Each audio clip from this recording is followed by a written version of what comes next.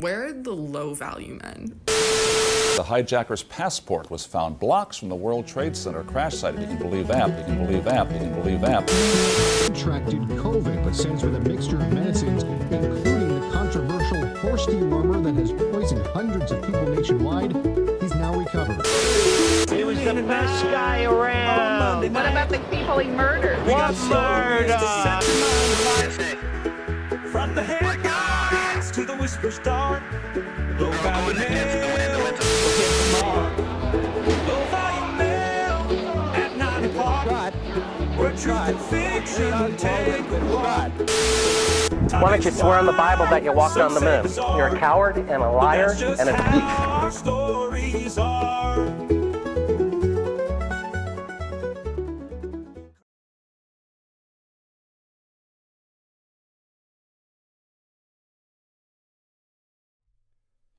Hot damn, everybody.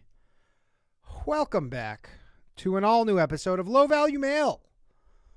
On this Tuesday, January 21st, 2025, the year of our Lord, I am absolutely jacked up on cough meds right now. Let me tell you. So I think some of you are probably like, what's going on right now? I thought it was supposed to be the bathhouse tonight.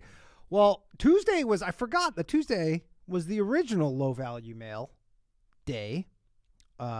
Tuesday being the most low value day of the week. That's a statistic. That's a known statistic. I've been down and out with a little chest infection for the last 3 or 4 days.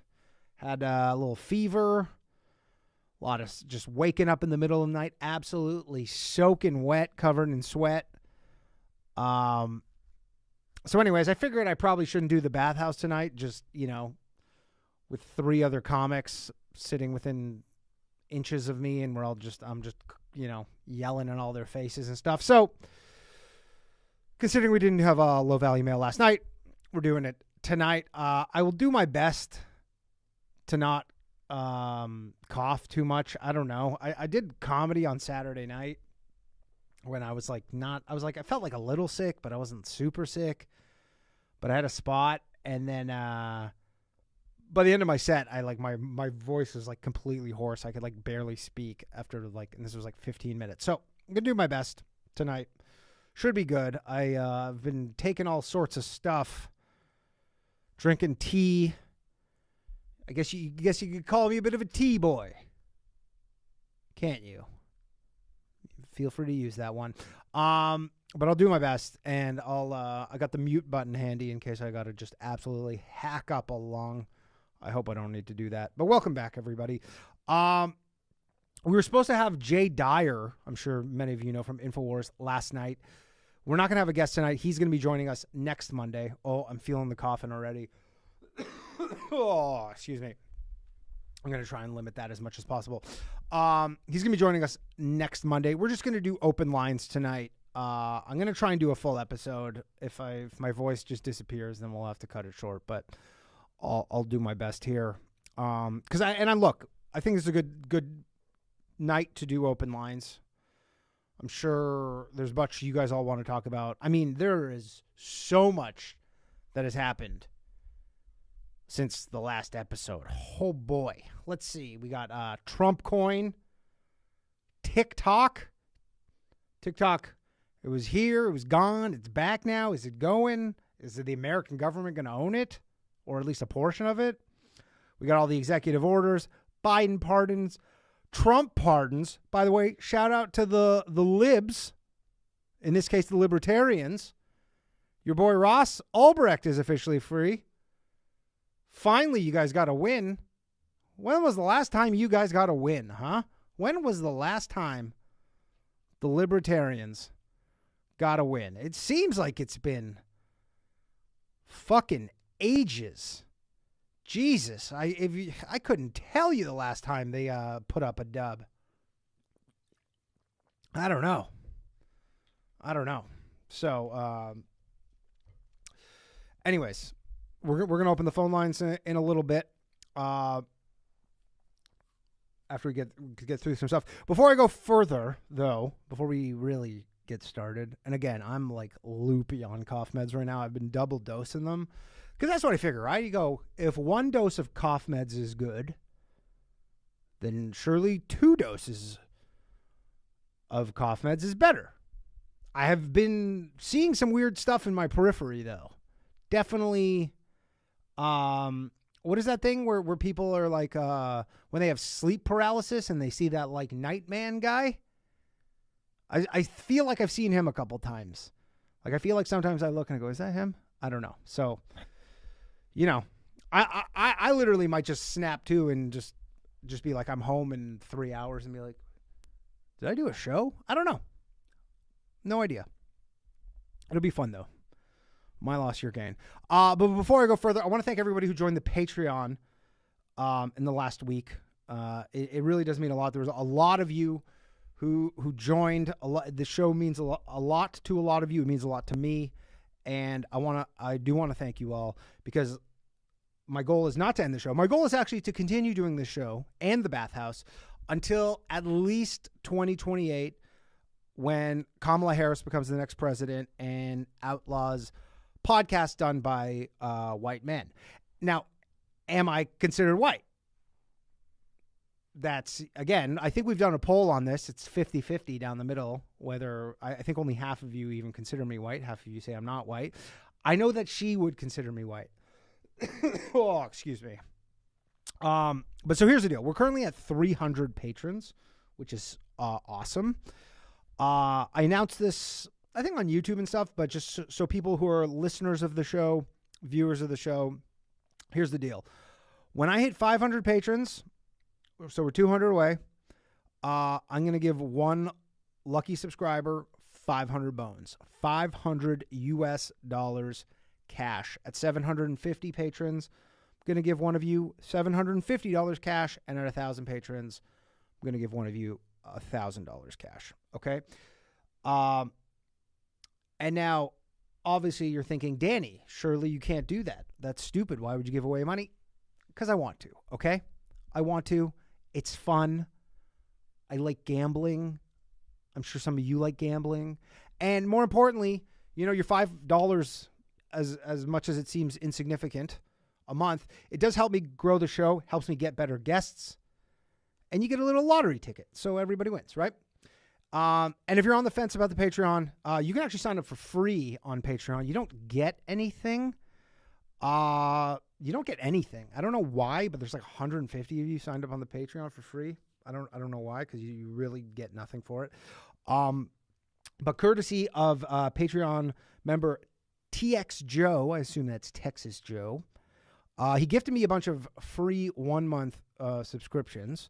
So I'm going to give one of you one of his 1-month subscriptions, but I'm going to increase them to 6 months. So if you want to win a 6-month Patreon subscription, just in the YouTube comments below, and this would be, I guess, after the fact, or you could do it now. I don't know if you can comment right now, but anyways, drop why you should win a 6-month Patreon sub, and whoever gets the most likes on their comment, they will win a 6-month Patreon subscription, courtesy of TX Joe and myself.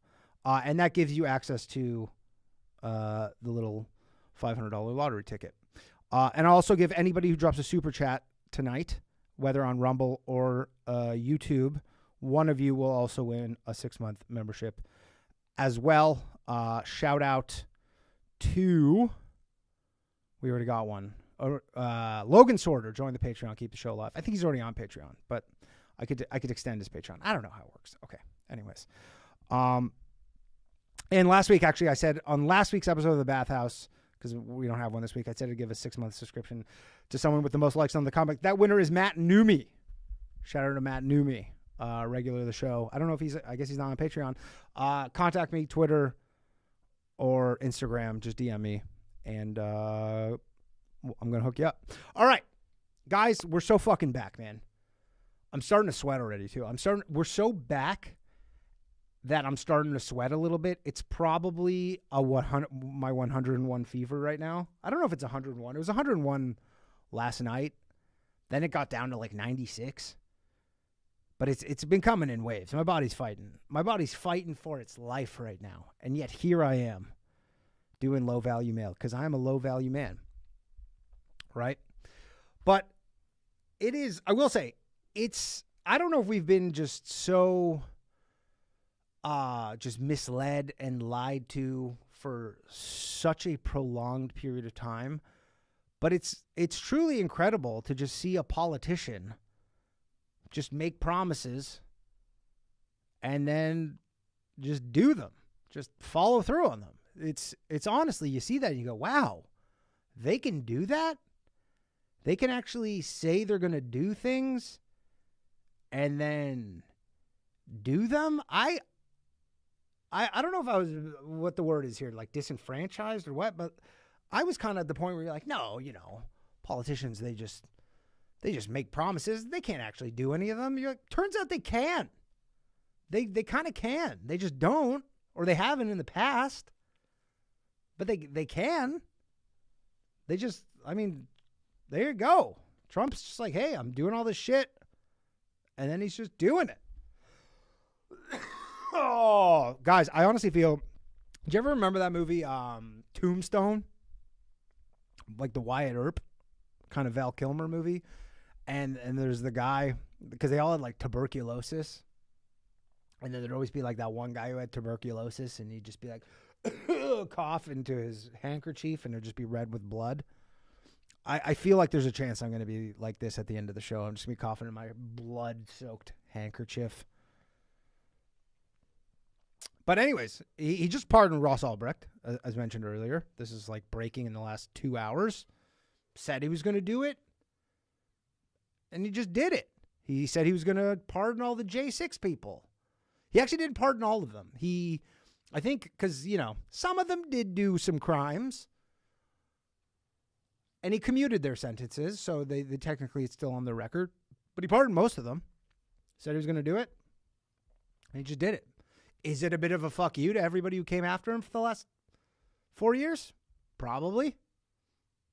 But was Joe Biden pardoning his whole fucking family a fuck you?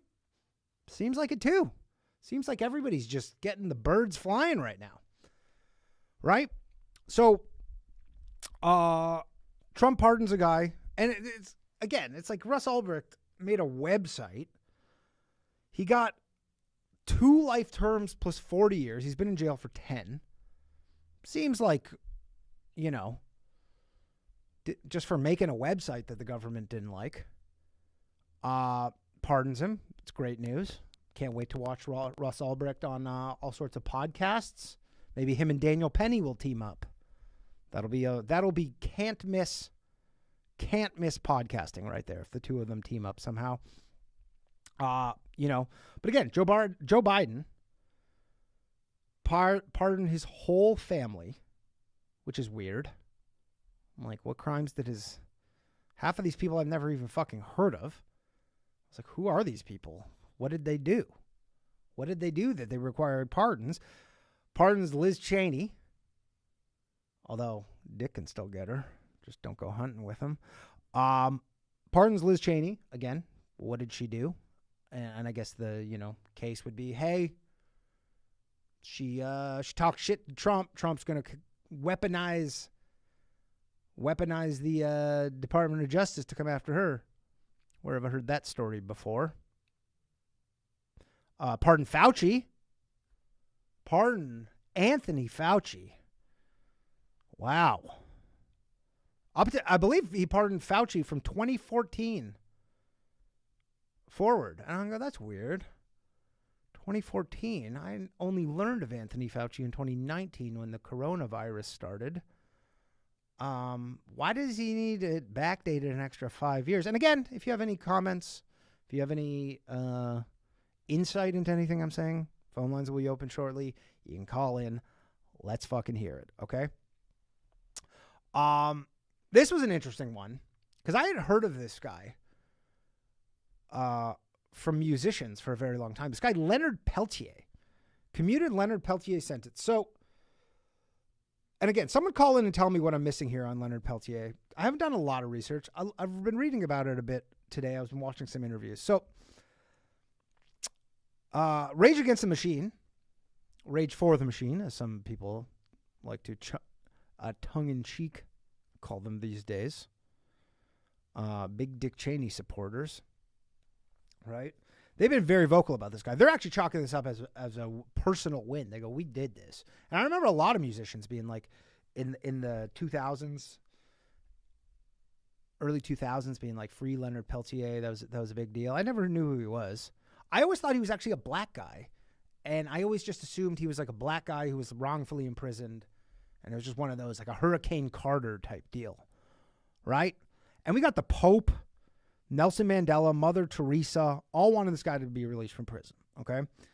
I looked him up. The guy killed 2 FBI agents while being wanted for attempted murder of an off-duty Milwaukee police officer. And then I started reading into it. Oh, excuse me. The guy changed his story like 50 times. Every time he's like, I wasn't there. Then he's like, I was there, but it wasn't my gun. Then it was like, it was my gun, but I didn't shoot it. And then it turned out that the bullets that were in the FBI agents only came from his gun. There's all these people who are like, he bragged about how he killed these FBI agents, all this stuff. And you're like, is this just the unluckiest guy of all time? Is that what it is? Was he the unluckiest person ever? Just every bad break known to man is just going against him? Like, it makes no sense. Why is everybody wanting to get this guy out of jail and making this guy like some crazy martyr? I know he was like some Indian, like native Indian activist dude. And his big cause was like justice for Wounded Knee or whatever, which was some, slaughter that happened in like the 1800s, which I guess in the 70s would have been, no, it still would have been 80 years before. And, I get that he was in prison for 50 years and he's 80 years old now and he's probably not a threat, but I just don't get why this guy's a hero. Like, I was watching this video earlier, and in the 80s, he had the Russians, like, talking him up as this big political prisoner, which is like an instant red flag. Like, the Russians in the 80s? You want to talk shit about political prisoners? The Russians?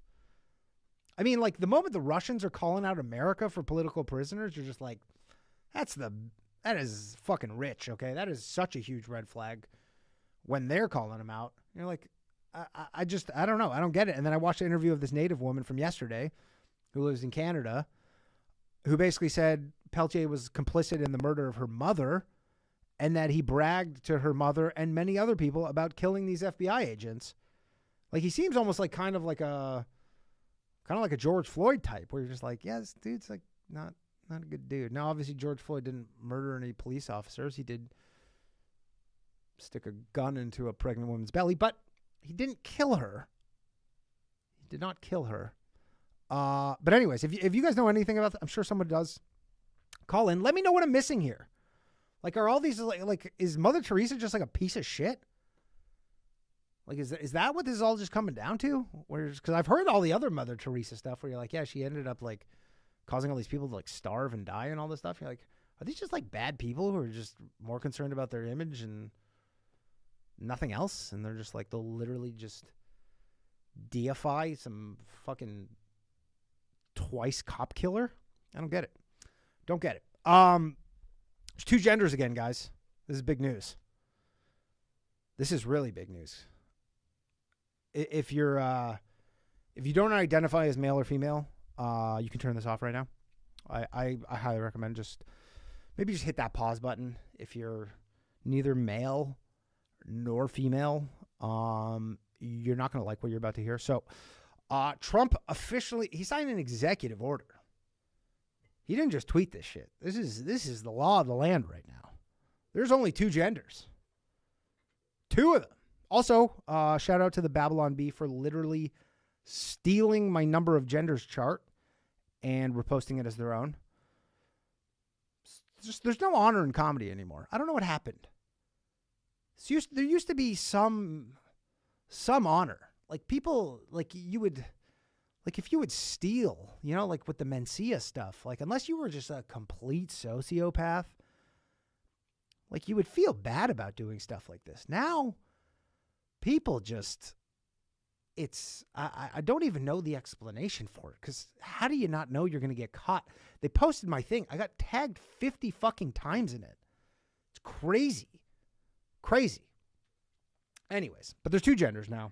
And it didn't have to be this way. I'll say this. If you're some person who you don't agree with this, you go, there's so many more genders than 2. It really didn't have to be this way. This is, in my opinion, the classic example of you give an inch and they take a mile, right? Like Trump hit them with the reverse Uno card right here. Like he just undid a decade of whatever progress all these people made. All these people, I wouldn't even call them the rainbow people, because like the gay people seem to have actually kind of started to distance themselves in the last few years from this stuff. They were like, hey, like we're actually gay. Like this is real. Like we were born gay. Like no man chooses to just have sex with another man. Like they don't choose that. Right? Like you're not, I mean, some people might disagree with that, but I mean, have you ever seen that study where they basically like scan the brainwaves of straight men looking at pictures of men kissing, and they have the same reaction as looking at maggots? Like it's like there's like a thing there. But anyways, the gays were like, yeah, come on. It's like, it's LGBT. That's it. We're like, and we're souring on the T stuff at this point too, right? Excuse me. But, and look, and this gender stuff, like I was probably too early on this shit. Me and Ryan used to make fun of this stuff in like 2015 when we lived in Canada, where people were like, what the fuck are you guys even talking about? And in Canada, like it actually, I don't know if it was like this, and probably it was in America. Like this stuff was, to joke about this stuff 10 years ago was literally to the detriment of your career. Like this was the kind of thing where you were like, yeah, this is definitely like, you can joke about this stuff, but this is hurting you. This is, this was way before Chappelle was talking about this shit. This was not mainstream by any sense of the imagination. We were both Sisyphus pushing this gay ass ball up this mountain, right? But I mean, I remember at the time, like the only reason I talked about it, because I was just like, I don't know, it just seems like a thing comedians should do. It's such an affront to common sense.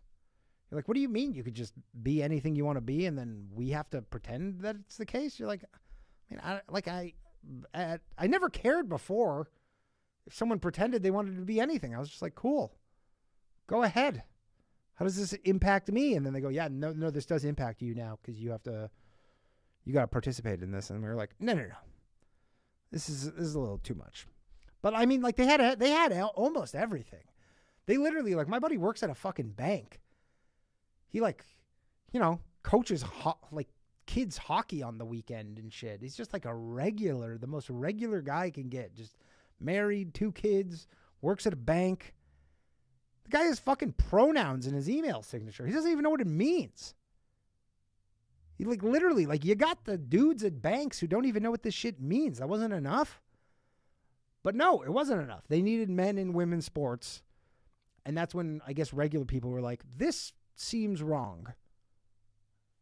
And when you said that, they were like, you're a bigot. That's a hate crime. You're a bigot. And now if you have pronouns in your bio, you're a psycho. Like literally, it's just the red flag that it always should have been, right? As it should have been, and it is now. So, we got that. I'm going to open the phone lines up right now. We're going to open the phone lines up. We got Mark answering. Phone lines are open. I will say this, though. We're not totally back. I wish I could say we're totally back, but we're not totally back. I have a new YouTube channel, so I don't know if many of you know this, but my main YouTube channel that I post my stand-up and my sketches and all this stuff was demonetized like 2 years ago because of a short clip, a 30-second clip I posted from the bathhouse. We were talking about the Unabomber. YouTube said that I was glorifying terrorism. They demonetized my channel for life on strike number 1. No recourse. And it's really annoying because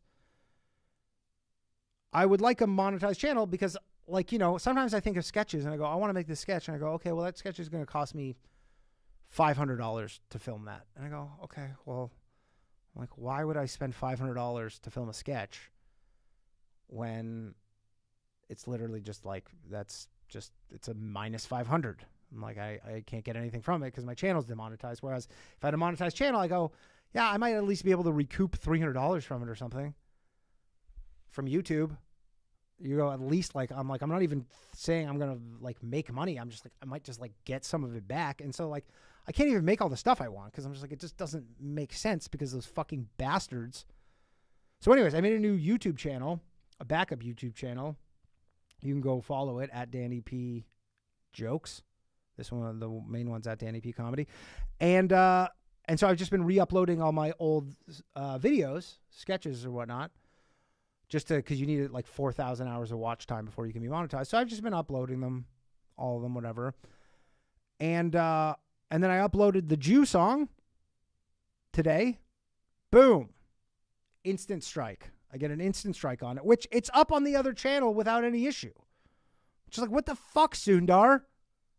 You were literally at the inauguration yesterday. I saw you there. Like, I saw you there hanging out with Bezos and Zuck. All of them. What the hell, man? And then I appealed it. They didn't even let me write an appeal on this one. Normally, they let you write something, an explanation. Didn't even let me write one. And again, I'm like satirizing hate speech. It's not actual hate speech. It's making fun of it. That's different. It's not the same thing. And it wasn't even monetized. I'm like, seriously, Sundar, you're killing me, Sundar Punchai. Killing me. I only have one piece of praise for Sundar. And it's not getting popped in 4K staring directly at Jeff Bezos' wife, Jugs. God damn, that was the trap if I've ever seen one in my life. Wearing literally like lingerie at the inauguration. Poor Zuck, man. That's brutal. The guy did what every one of us would have done. Like, I feel bad. Like, there's a literal biological response. If you're besides a woman and she just has her tits out, you are literally just fighting biology and gravity at that point to not look at those fun bags.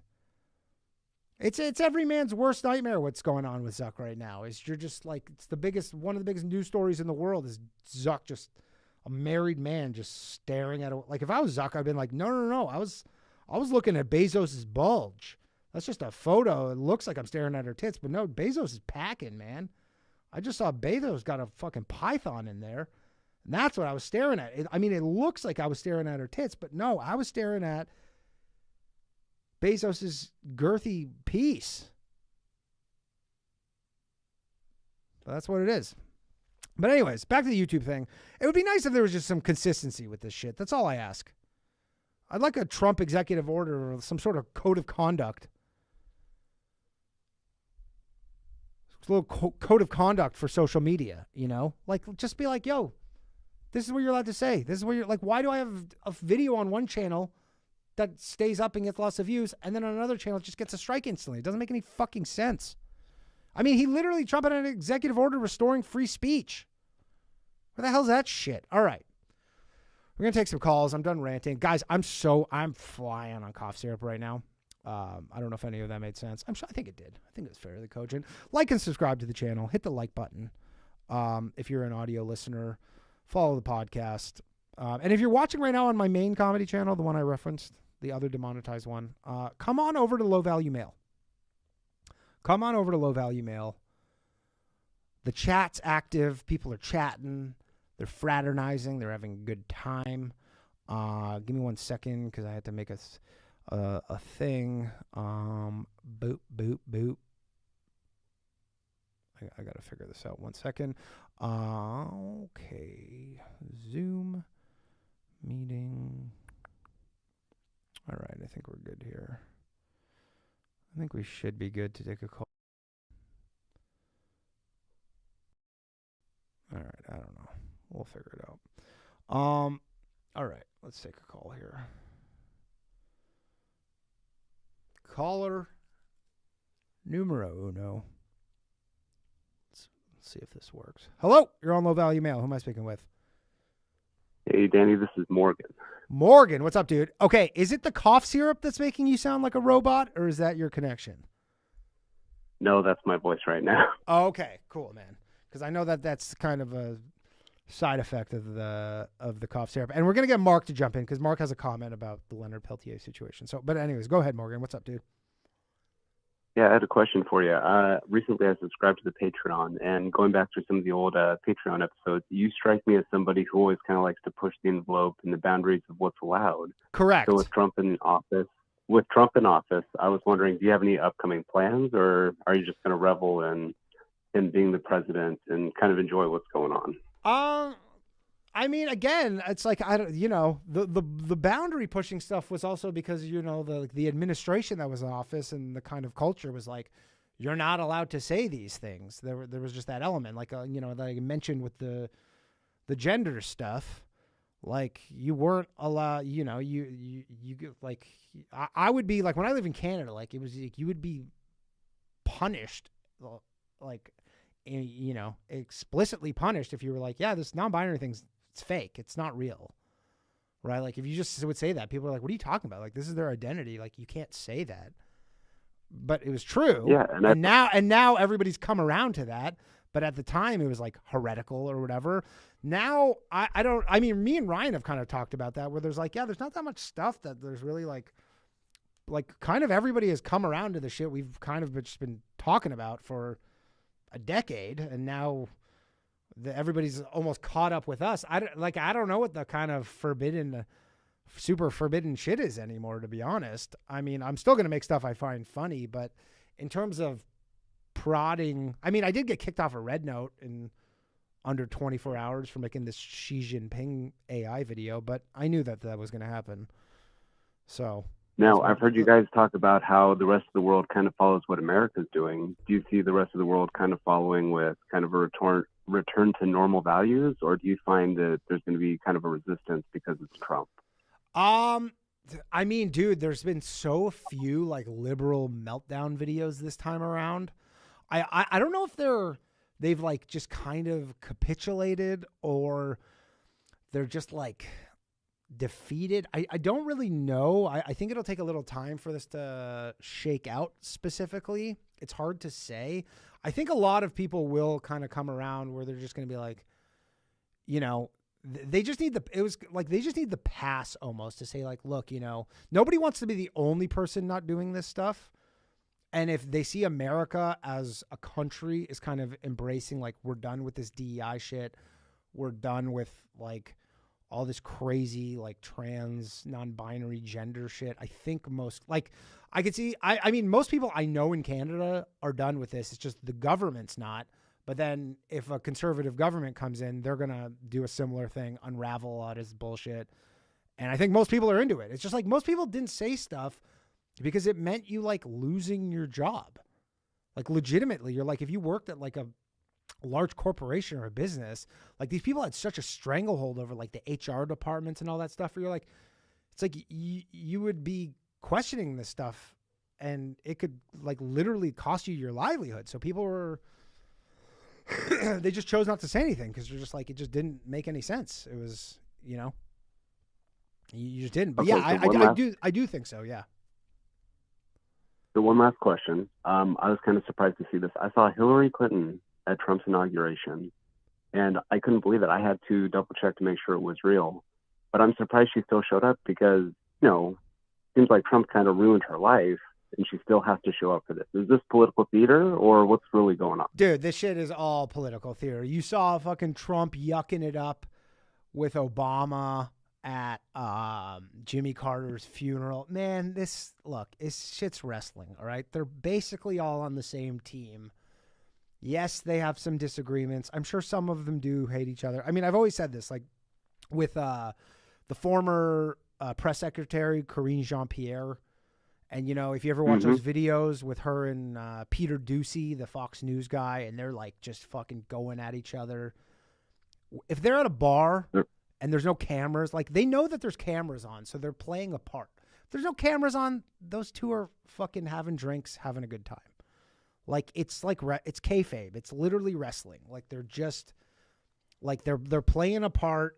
Now I'm sure Hillary Clinton is like there is some element of like diplomacy where she just like has to be at the inauguration, even though Michelle Obama wasn't there, I believe. But there is some element where you're just like that's what you do in America. Like all these former high ranking people, you go to these things. But I mean, Biden was there. Like, look how much shit Trump has talked about Biden, and Biden just sat there. So I know he was the former the outgoing president, but I don't know. There's just a real element with all this stuff where they're like, yeah, they're all just in government. The government is the team, and it's just kind of divided. But at the end of the day, they're all pretty. I mean, she was like at his wedding and stuff. It's wild, right? Yeah. And, if you got time for one more, I'm sorry if you already covered this. Yeah, go ahead. An executive order kind of undoing birthright citizenship, even though it's in the Constitution. That won't pass. What are your thoughts? I don't Will think or won't? I do not think that'll pass. I'm no constitutional expert. That seems like that's been fairly well adjudicated, and it's pretty clear language in the Constitution. And I was reading up on it, actually. There was a Chinese guy who was born to illegal Chinese immigrant parents in like the 1800s. He went back to China, but he was born in San Francisco. He came back to San Francisco in 1896. The customs agent wouldn't let him in, basically saying like, you're not American. And he's like, I was born in America. I just haven't been here for a while. And they went to the Supreme Court and they were like, you were born in America. You're an American citizen. They let him back in. So I think he's like, I don't think they're all going to stick, and I don't think this one will stick. And, sorry to keep the conversation going. Between Biden's pardons and Trump's executive orders, do you think the legislative branch is going to try to put the kibosh on presidential authority? I don't know. Can they? I'm actually like not knowledgeable on that. Like, do they have the option to? I can't see that would be such a scandal if Biden pardons his whole family and then they just go, okay, we're not doing that anymore. When Trump's in office, that'll just be. I mean, if anything, it's just Biden set like a terrible precedent when Trump, like everybody was claiming Trump was going to do that on his way out. He did none of that. Biden said he would never do that, then did all of it. But I don't know. I don't know if they can. I actually don't know. Like I can't. I don't know how easy or hard that is to do. But it's a wild time, Danny. Wild time. I agree. Thanks, man. Appreciate you calling in. Thanks for having me. Good night. Right. Okay, we're gonna give Mark wanted to chime in here. Producer Mark, we're gonna give him the floor here. Mark, I actually can't unmute you, so we might you might. Yeah, I can't unmute you, Mark. So I don't. Oh, here we can. Sorry. Yo, what's up? Yo, what's up, man? Why is everybody robotic tonight?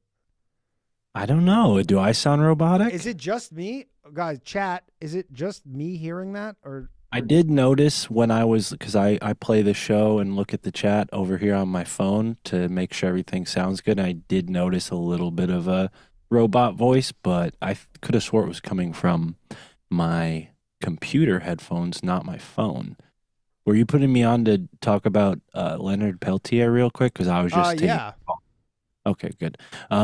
So first of all, we might get Ross Ulbricht on this show because I know his mom. No brag there. Oh, that would be crazy. And Leonard Peltier, as far as I know, was a part of a movement. I think it's called the American Indian Movement. And sorry, caller, I just sent somebody to voicemail. Call back in 5 minutes. But he was a part of something called the AIM movement, the American Indian Movement. And at that time, a lot of the left-wing radical groups had communist backers back in Russia. So that might explain why they were speaking highly of Leonard Peltier, because there was the Cold War going on, and ostensibly the Soviet Union was funding communist activity in the United States. The best example of that would be in the field of ufology. But yeah, Leonard Peltier, that might be an apt comparison, comparing him with George Floyd, although he did kill these FBI agents on native land, as far as I know, and these guys were within their rights to defend themselves. So that's where the controversy goes on with Leonard Peltier, if I'm remembering correctly, is that there's a debate on whether or not he killed them in self-defense or if he killed them as a sort of terroristic. I mean, there was at that point, these guys. From what I read, there was 125 rounds fired into these FBI agents' car, and I think they were looking for somebody else, but it's like he did have a warrant for an attempted murder on a off-duty police officer. You're just like, I just don't get why this guy's like a hero. Yeah, I think it could be a good comparison to George Floyd, but you also have to keep in mind, that reservation where Wounded Knee is, I believe, is one of the poorest reservations in the whole United States. So, and not to mention, most of the reservations are hotbeds for criminal activity because of the sovereign laws. Yeah. But are you allowed to murder an FBI agent on native land? Well, I doubt it. I mean, I doubt you can do. Yeah, it seems like that's kind of doesn't matter where. It's like right. You just kill an FBI agent just because it's on native They can't land. even kill a deer and skin it, Yeah. So I think it's a case of people seeing how Indians just in general have been unfairly treated. Yeah, I agree with that part. I'm not even disputing the unfair treatment of the Indians. Like, it's the same case in Canada. Right. I'm just like, what? But why is this guy a hero? Like, it seems like it's left-wing politics. Yeah, just like left-wing nonsense. Yeah, which, go figure. Biden, I don't know if you saw his apology tour that he did for the Native Americans, but he went on this apology tour through the southwestern states, and right after apologizing to the Native Americans who live around the Grand Canyon, he authorized a Canadian drilling company to drill uranium near the Grand Canyon, which got into the drinking water, and now those tribes which he apologized to are now being poisoned by uranium. So Biden he's a big old whoopsie. So, yeah. But I don't have anything else to add. Thanks for letting me jump in. Thanks, Mark. Mark, everybody, I'm actually going to reset this little audio driver thing here and see if this will fix it. So just because with the robot voice, because this is tripping me out too much. Give me 1 second here, please. Hopefully this works. Oh, shut up with your SWB audio capture. Okay, let's see if that fixed it. Hold on. I don't know if it did. This thing's so fun. Live streaming is so fun. Just sometimes shit that just works every week just doesn't work. And you want to know why? Just fucking cuz. Just because. Okay. Let's try it again. Let's take another call. We got Frankenstein. Hey, what is happening, fool? Well, what's up, man? Didn't work. Was it worth a try? Am I robotic? Yeah, everybody is. I don't know why. It's just that's what it is. Well, today. fuck yeah, dude. It's just the I'm finally a cyborg. I made it. Cough syrup robot hour tonight. How How are you, sir? Besides fucked up on the robos. I'm all right. I'm coughing less than I thought I would be, so that's something. Well, I wanted to sing you a sweet song that I wrote you. Okay. I got you, baby. Danny the Sage, he took the stage for Donald Trump's new golden age. Yeah, yeah. A little melody I've been working on there. All right. There you go. That's something. Oh, God. No, but for real, though, I wanted to bring up this, like, idea that so everything works in cycles, right? Like, and what have you noticed in this past century, from like the early part of the 1900s to now, that has repeated itself and almost maybe shown itself again in a cyclical nature and the political scheme? Oh, good question. What is I don't know. Is Jew stuff? Oh, fuck yeah. Okay. We're almost in the era of like, if we fucking repeat the war scene and the World War I and II, which we're just so fucking close to that time. I owe my dear sweet fucking criminy. Like, we would be going through another 20 years of just straight shit, starting at basically 2028 to 2030 and onward. And I don't know, man. Like, I'm just really hoping that, the cycle doesn't repeat itself. Yeah, well, we're currently, I don't know if I've spoken about this on the show before, but there's this book called The Fourth Turning by Neil Howe. He's this demographer dude, really smart guy. But mind-blowing book. So fucking good. So good. So basically, he's saying we're currently in the fourth turning. It's basically the world goes through 80-year cycles, basically 80-year cycles broken up into essentially 4 seasons of 20 years each. We are currently, in his opinion, we're in the fourth turning right now. It started probably around when Trump got in the first time, 2015, last 20 years. So it should be 20. So we're about halfway through the fourth turning, and it's a period of crazy chaos, which has been fucking, could not be more on point. And this book is from the 90s. So this was not like he wrote this 5 years ago. This was from the 90s, said that around 2015, there would be this 20-year cycle of just like chaotic shit. And he goes back in history and shows it's fucking kind of like clockwork. It's crazy. And so anyways, we're 10 years in. So we probably have another 10 years of craziness before you get into some sort of like better times.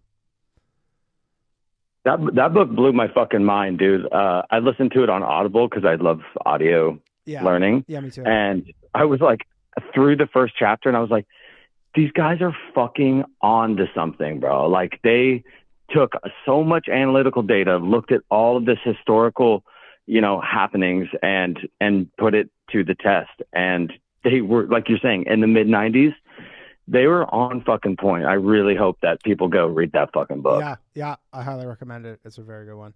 But I don't know what the next 10 years brings, and I couldn't have told you 10 years ago what. It's going fast, dude.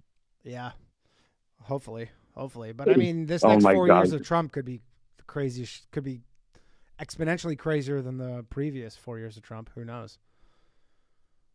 I feel like this is a good year to make a bunch of fucking money. Maybe it is. Maybe like, again, it's like, we it's one of these things just like most people just kind of bury their head in the sand about, but this country is hurtling towards insolvency. Like, I'm not saying it's likely, but it's not 0% chance that you'll be buying fucking like loaves of bread with just wheelbarrows full of money. So it's like, yeah, maybe you make a lot of money. Maybe it's not worth anything in fucking 5 years. some artisanal loaves of bread right now are like upwards of almost fucking $10, which is mind blowing. I know, man. It's dude, everything's what the fuck? Everything's out of control right now. All right, I'm gonna let you go. God. I'm gonna let you go, man. But thanks for calling in. Peace, brother. Hey, yes, sir. Later.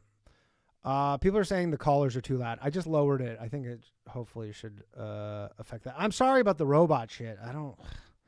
No clue. Literally works every other week. Keep looking at the board to see if like some of these effects are on or something. I don't see it. So let's take another call here.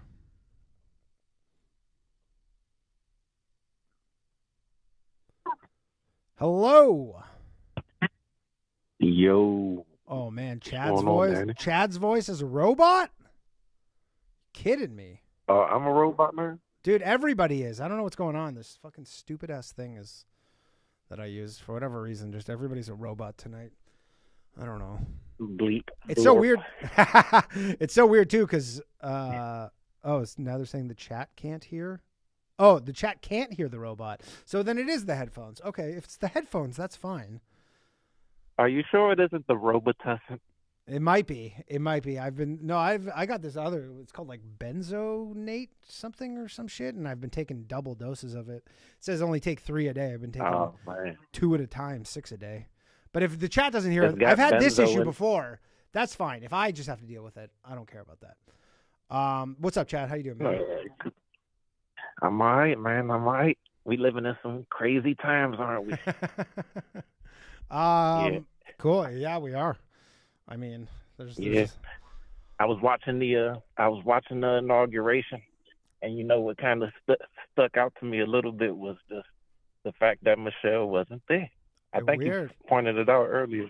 Yeah. Yeah, she wasn't there though. Yeah. And she wasn't at Jimmy Carter's funeral either. I know there's some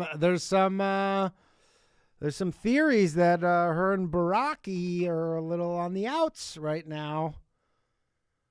Her and Baraki are going through a little rocky time. I know. And then he posted that photo on their anniversary, or it was either their anniversary or her birthday, and he was looking good, and she looked like shit in the photo. He was kind of sandbagging her a bit. Like, dude, if I posted a photo and my wife looked like that, I would fucking be she would be like, delete that immediately. She's like, you can't post that photo. She wouldn't even let me post the photo until she like looked at it. If I just did that, dude, she looks like she's wearing like a fucking pajamas. They're in like some wine cellar, and they're like holding hands, and it looks like the classic photo of your boy who like is like in a rocky relationship, and it's like the photo is kind of like you're like, yeah, things aren't going well. This is kind of like an attempt to patch things over a bit. Like this like kind of proof of life of relationship video. Well, it didn't seem to work out too well. No. But we'll see. But yeah, I don't know where she's been. I don't know if she just like hates Trump so much that she's like, I'm not going. I don't know. I think that's definitely a part of it, because like I think she was like one of the main ones on the campaign trail talking about. I mean, I know everybody. I mean, so was Hillary Clinton, though. I feel like she was. Yeah, but she was gonna come, and I feel like she was definitely gonna come. I don't know, because they got that thing about we're better than Trump. Like, as a matter of fact, it's crazy. Wasn't Michelle Obama the one that says when they go low, we go high? Yeah, yeah. And like now she couldn't even come to the to the events or whatever. No. It sounds like it sounds like she wasn't going high there. Didn't sound like that at all. Certainly.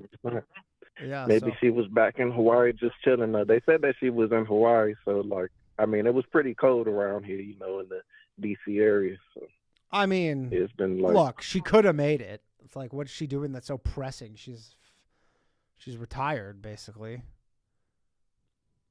Right, or I mean, essentially doesn't ever have to work again. Yeah, I mean, she's probably worth $500 million.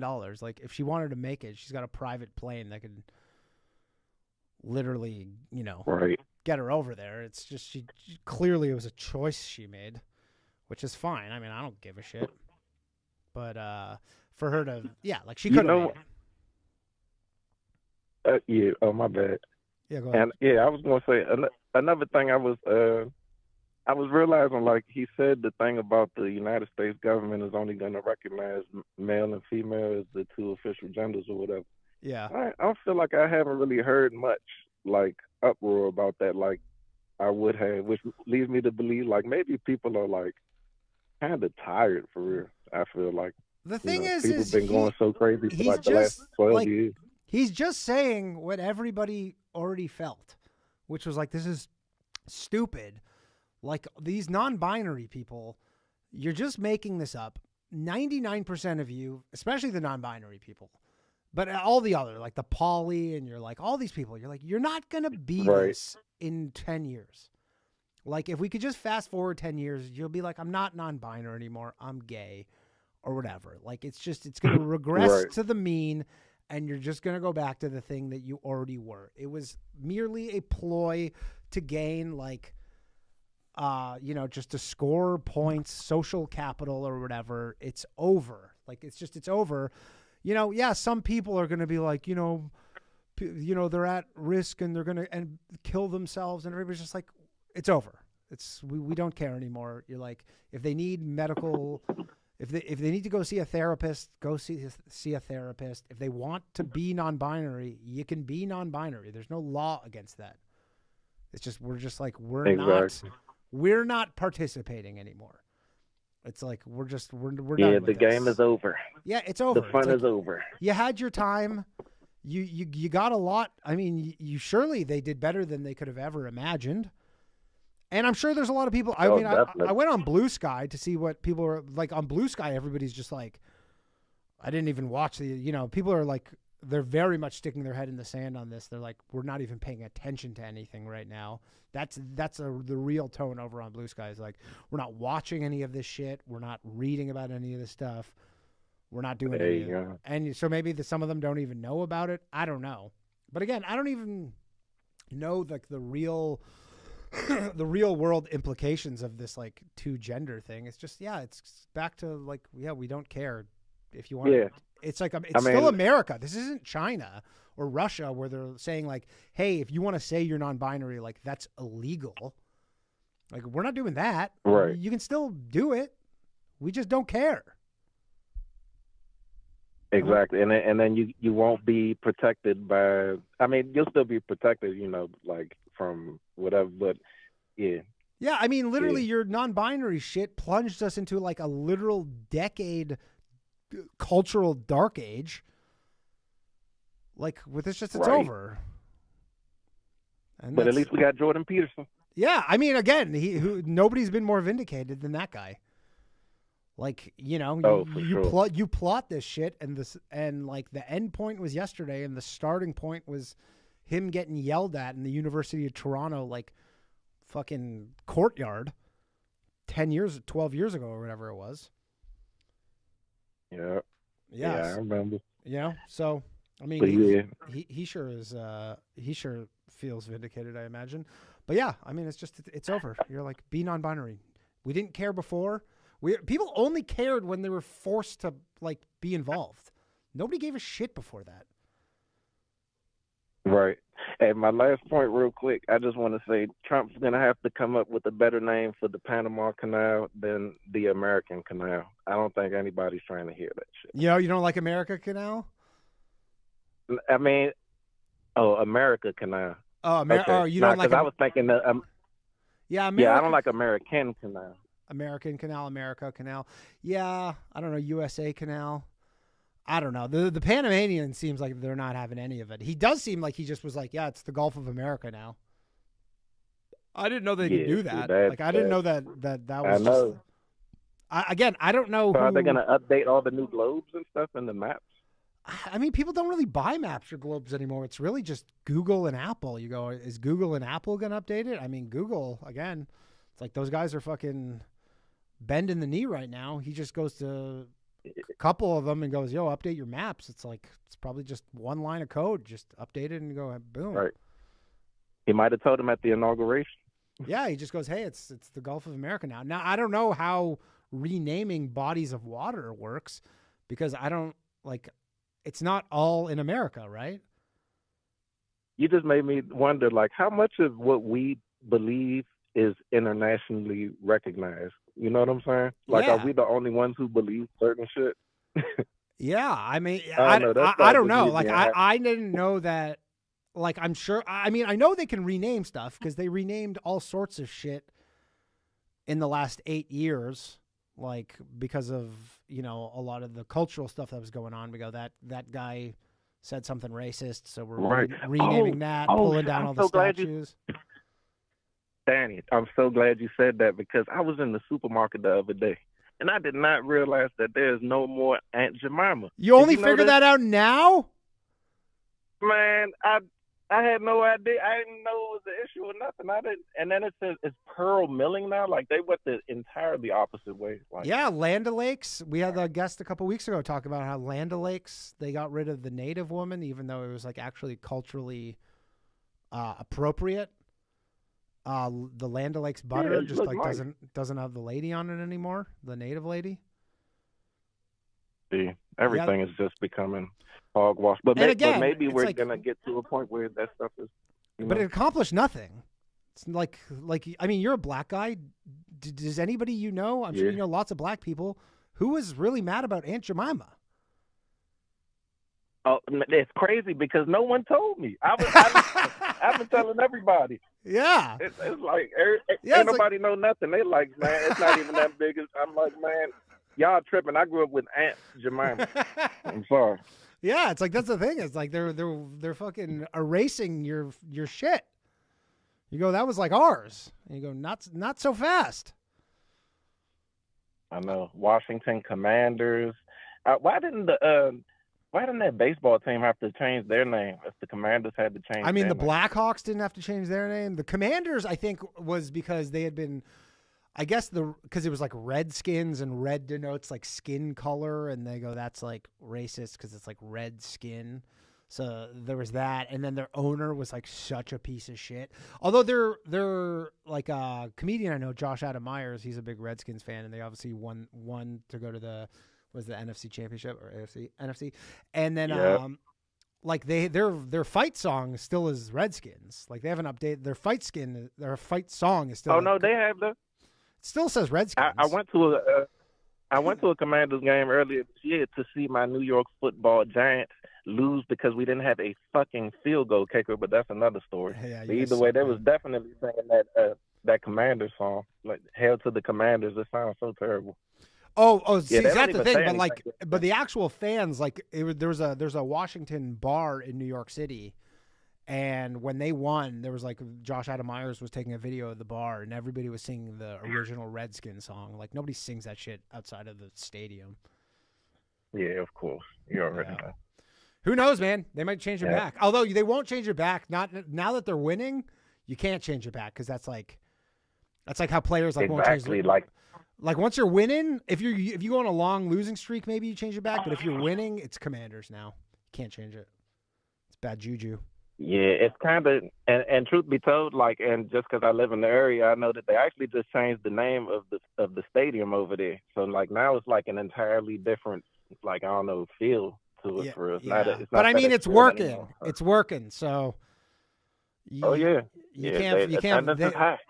Yeah, they haven't been in an NFC Championship game since '91. So it's like you can't touch it. Oh yeah. You can't fuck with it at all. Yeah, everybody's going to those games, and that stadium is not the nicest. So, Yeah, it's not the nicest. You know.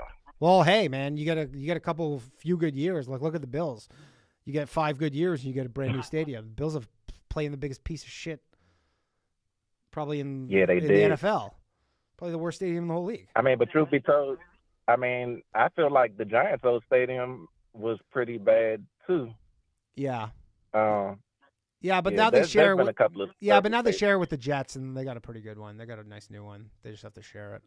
Yeah, that's nice. And they play in still New shit, and but they yeah. don't even play in. I mean, the Bills are the only team that play in New York State. The other two teams play in fucking New Jersey. It's Heck, I didn't even stupid. realize that. Yeah, I guess the that is Giants and the Jets play in New Jersey. It's literally stupid. All right, Chad. Yeah. I'm gonna let you go, buddy. Good talking to you. All right. Hey, follow me at Chad Plays Guitar. Go Chad on follow guitar. Chad, everybody. He Appreciate plays you, the man. intro music for the Bathhouse, outro music for the podcast. Go follow him. Creator of Light Switch. Later, buddy. Peace. Chad, turn up, everybody. Give me 1 second here. I'm going to swap out my headphones. I wonder if it's my headphones that are the issue here.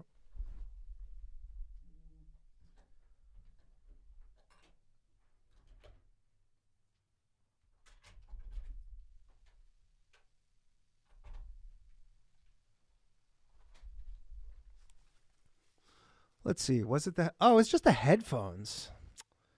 Fucking Chinese garbage. Oh, actually, these are not that much better. All right. Well, so it was just the headphones the entire time. Of course it was. Literally, guys, of course it was just the headphones. These things are pieces of shit. Just going to throw those in the garbage. Oh, okay. Let's take another call here. Actually, you know what? I'm going to read a couple super chats here quickly. And again, drop a super chat. One of you will win a 6-month Patreon Low Value Mail membership. And sign up for the Patreon. Patreon.com/Low Value Mail. MAIL. $5 a month. Helps out the show. And you can win money. We got Sean from Pittsburgh. Braze it. Anton, get used to that feeling. Jew man. Vincent. Big supporter of the show, Vincent. I'll be yo Huckleberry. Vincent, I responded to you on Instagram. Vincent made a little painting that he wants to send. Adamu. Danny, you got to give away 500 shekels or Jew Bear. You know what? I'm going to give Jew Bear's worth almost nothing right now. Unfortunately, Trump coin and the Melania coin launched a few days after Jew Bear. I don't know if you guys even know about the Jew Bear thing. I launched a meme coin based off of a drunken Slav call. It was worth at $1.5 million. Crazy how the internet works. And now it's worth nothing. But I'll give away one person a 6-month Patreon membership, and then one person, you're going to have a Solana wallet, but I'll give you 50,000 Jew Bear tokens. And Anton says, I can't breathe.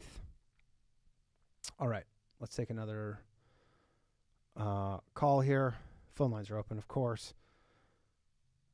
And I thought this guy was dead, so let's talk to him. I thought this guy's been dead. I have actually been worried about this guy.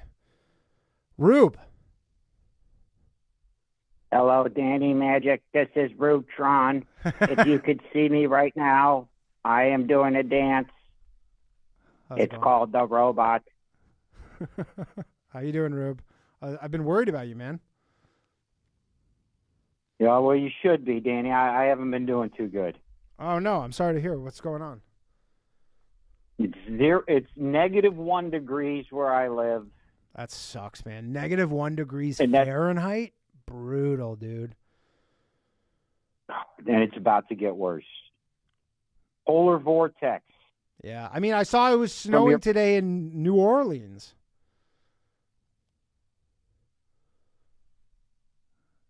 It's happening everywhere. Danny. Yeah, go ahead, man. Are you vaccinated? Against what? COVID. Currently? Did you get the shot? I got the first one because I wanted to go to my grandmother's 95th birthday in Canada, and the only way I could get into Canada was I had to get it. So, and I don't regret it. Those sons of bitches. I actually don't regret it because she passed away last year, and it was, in hindsight, totally worthwhile. Now, I do have myocarditis, and that's obviously a different problem that I have to deal with, but I don't regret it. Are you serious? No, I don't have myocarditis. I do have HIV though, but it's no.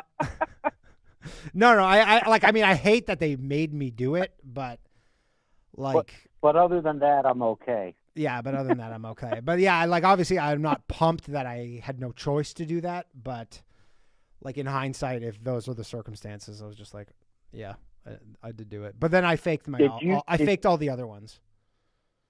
Did you get sick at all from it? No, my shoulder hurt for a day. And that was it.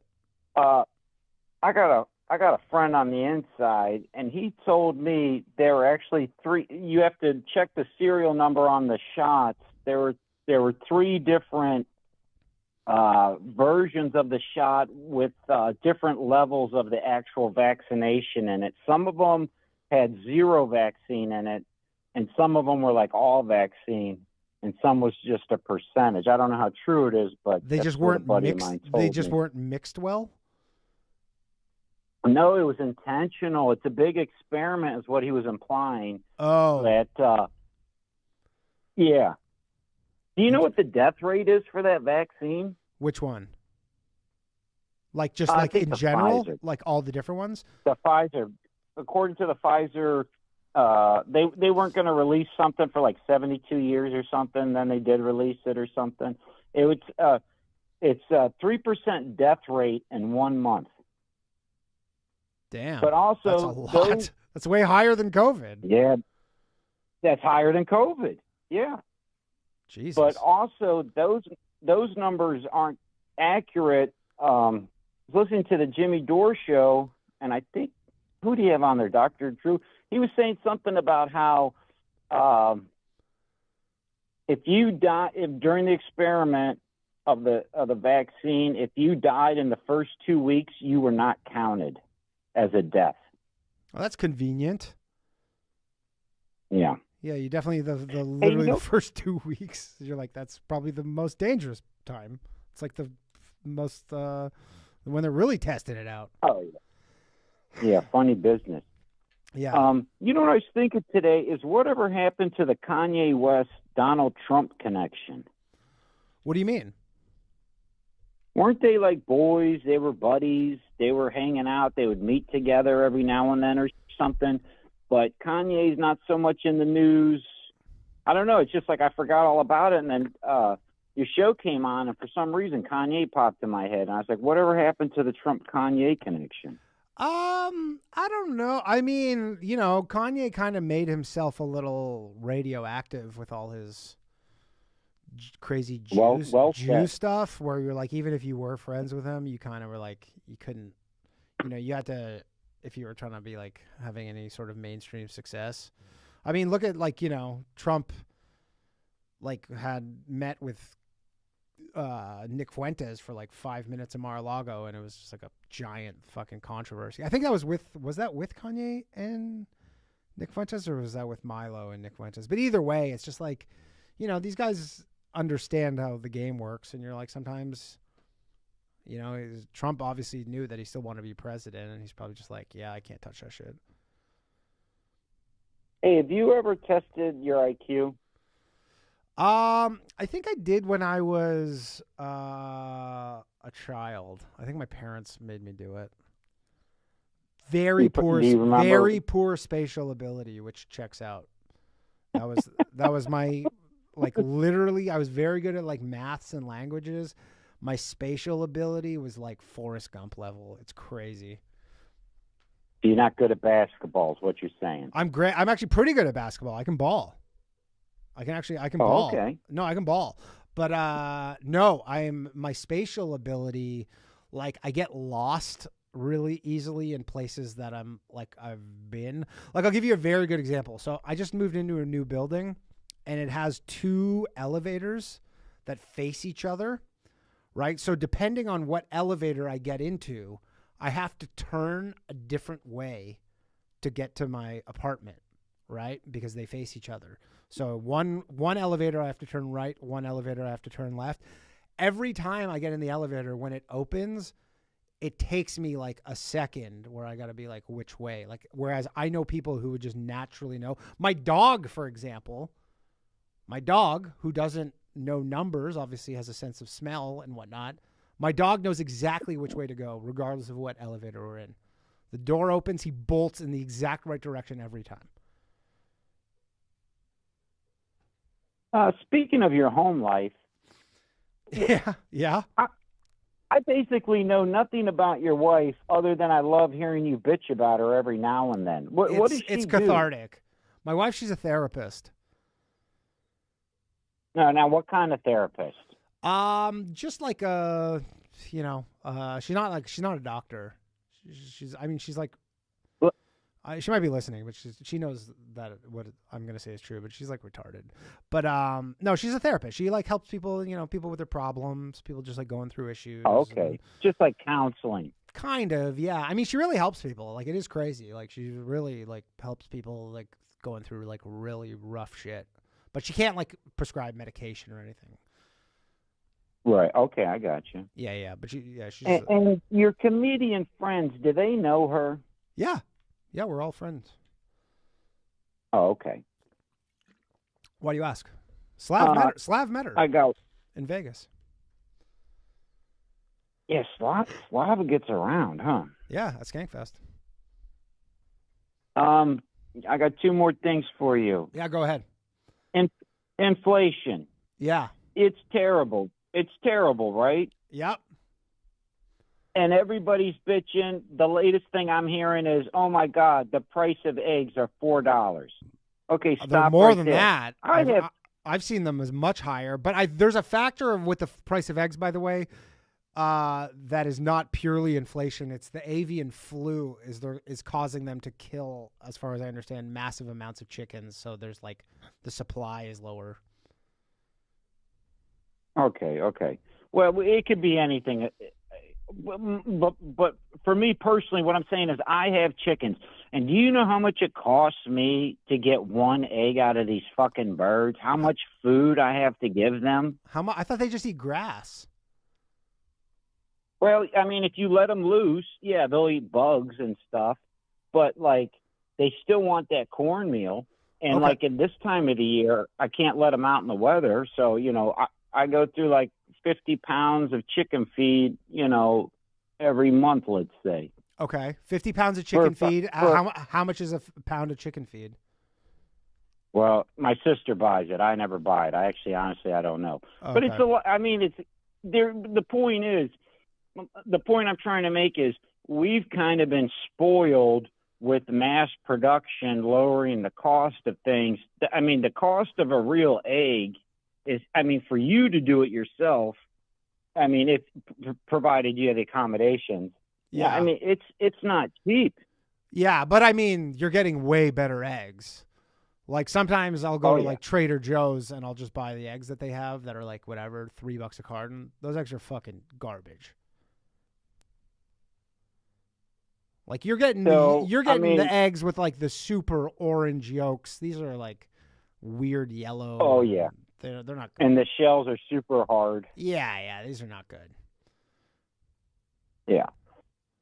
So, I mean, like, there's just different sides to the inflation thing is the only thing I want to point out. And the last thing I had is, what is with Melania's hat for the inauguration? I like the hat. I mean, she's European. She's like Slovakian or some shit.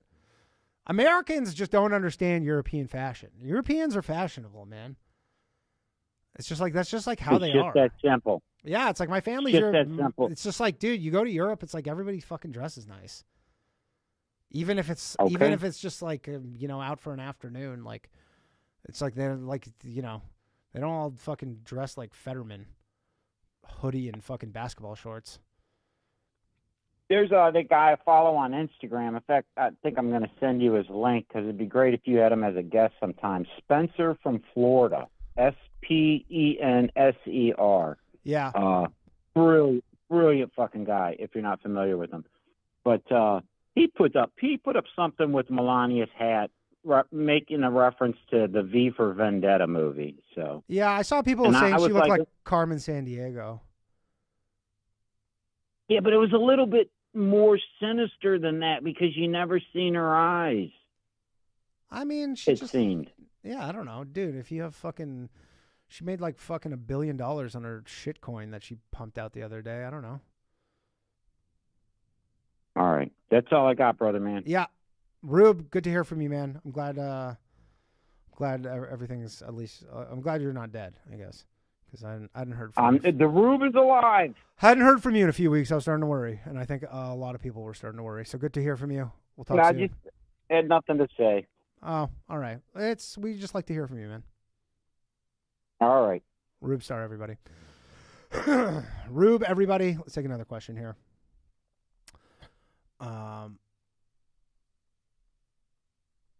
Let's see who we got. Patrick. Hello. What's up, man? Yes, sir. How you doing? Well, I have it on good authority that you are spatially retarded and that Connor, your dog, is more spatially aware than you are. Correct. Yeah. I mean, you have it on good authority because I just said that. Yeah, I was told to repeat it by Okay. Well, yeah. My spatial questions. my spatial ability is like comically low. comically poor. Okay. Yeah. Can you catch a ball? Oh, dude, my hand-eye coordination is incredible. Like you could, dude. I'm like, yeah. I played baseball my whole life. Like That's the thing. It's my spatial ability doesn't apply to like stuff like that. It's just like I get lost. Like balls. Yeah, I can catch stuff very like definitely way above average. Like if you throw an item at me, I will likely catch it. It's not that. I mean, I got a cannon for an arm. Ask Derek Drescher. Okay. Yeah, it's just like I get lost. Well, my first question was if you have any maybe smaller conspiracies that maybe you haven't shared before. Smaller, or maybe new ones. Smaller, just maybe like, any conspiracies maybe that you haven't shared, but I say smaller because maybe they're not as broad. Nothing really.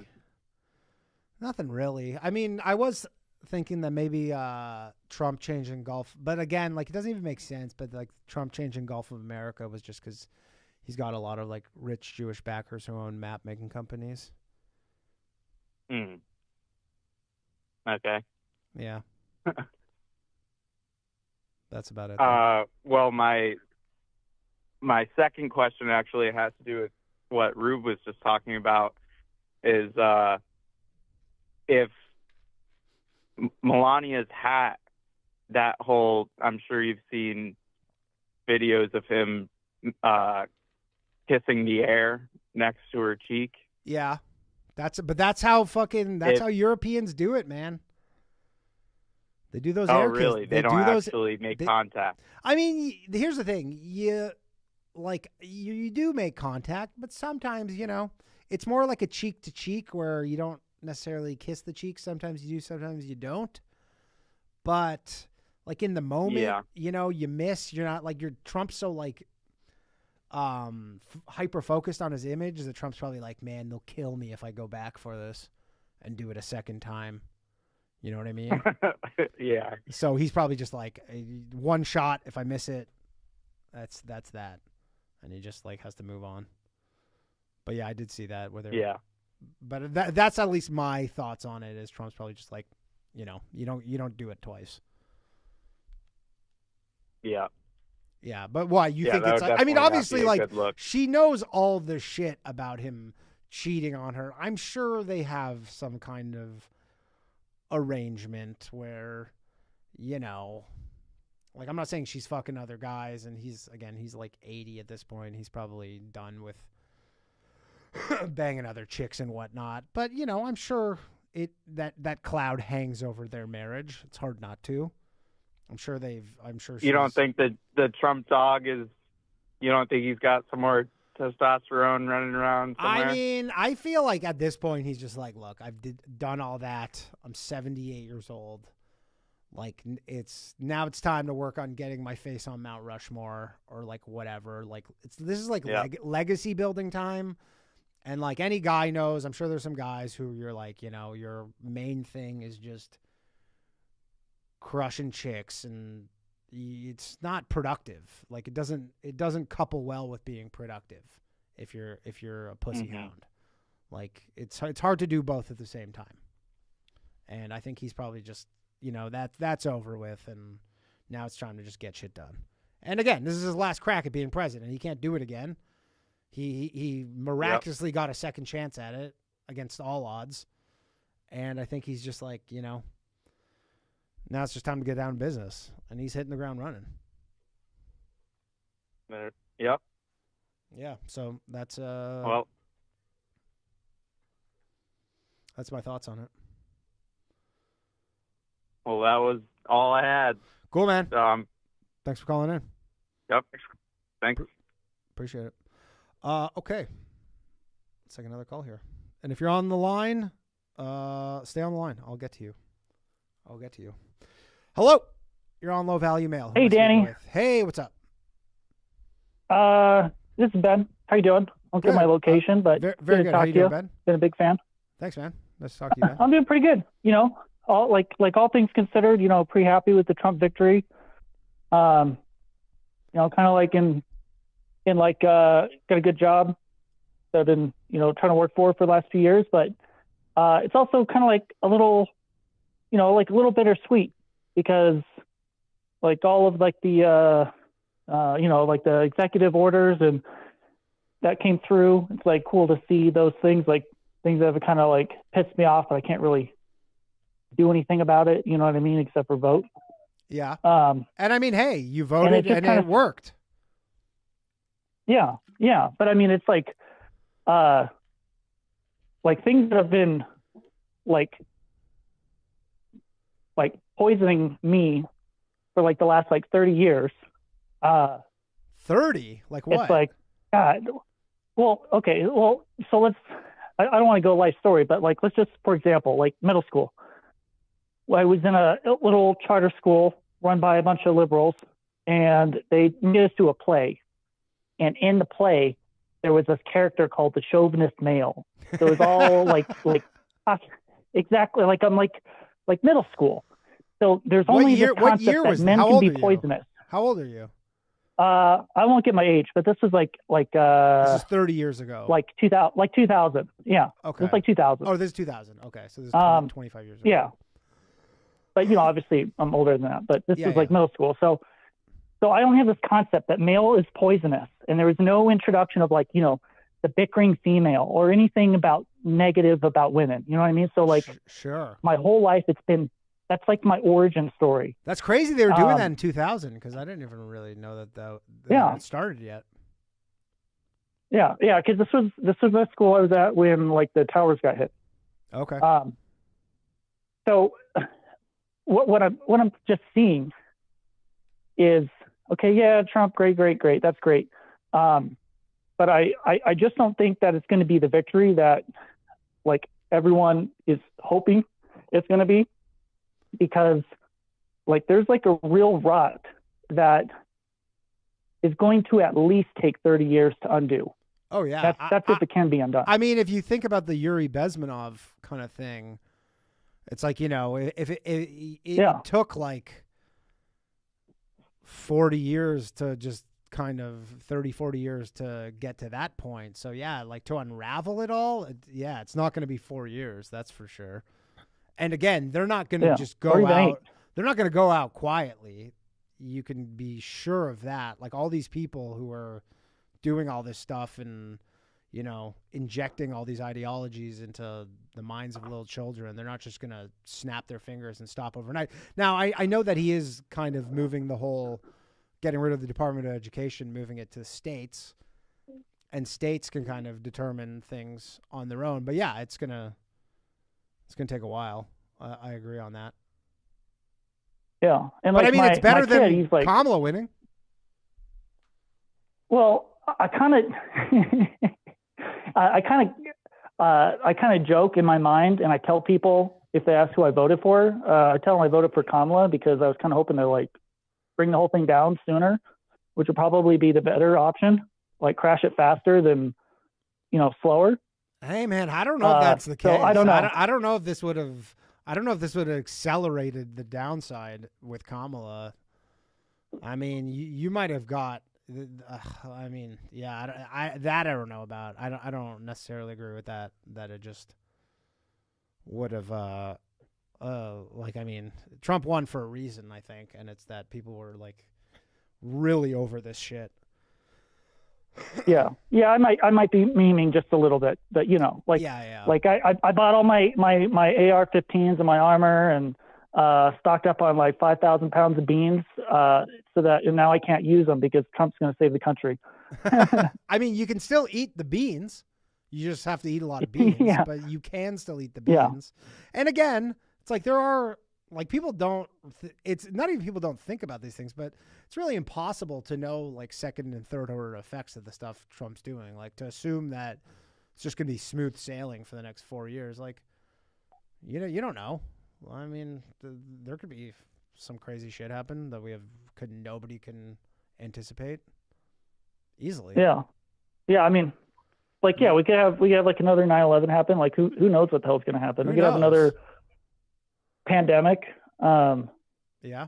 And so funny thing today is he announced like his like Project Stargate. Stargate, yeah. And then he had one like shit. so he had one of like it was like, oh, okay, this is all great.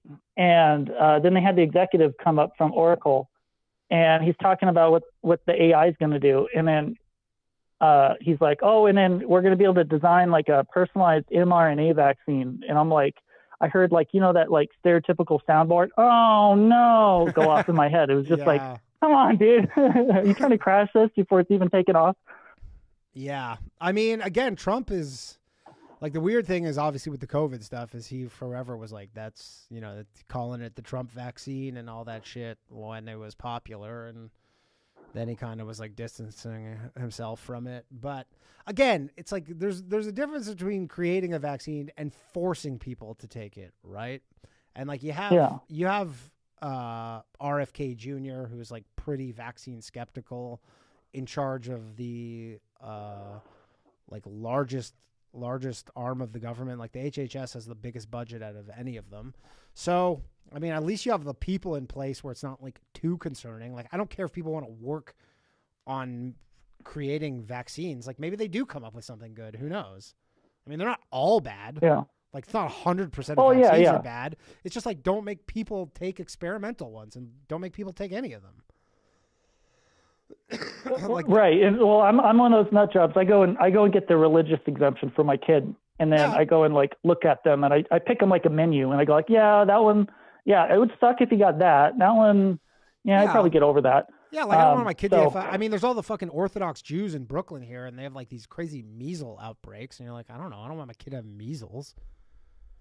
Like that one, it's like we beat those. Yeah. Yeah, like that one seems all right. You're like, I don't want measles, but then there's like a lot of other ones where you're like, the like a hepatitis.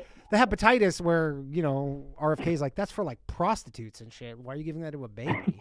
And you go, yeah, that makes sense. Maybe there's something to read into that because if you think everyone's like a Satanist or something, like they're preparing the kids for that. Sure, yeah, exactly. So, anyways, that's where I stand on that. But yeah, I don't know. I mean, the AI stuff is going to be the craziest technology wise in the next 4 years. Like, I mean, I run a little one at the home.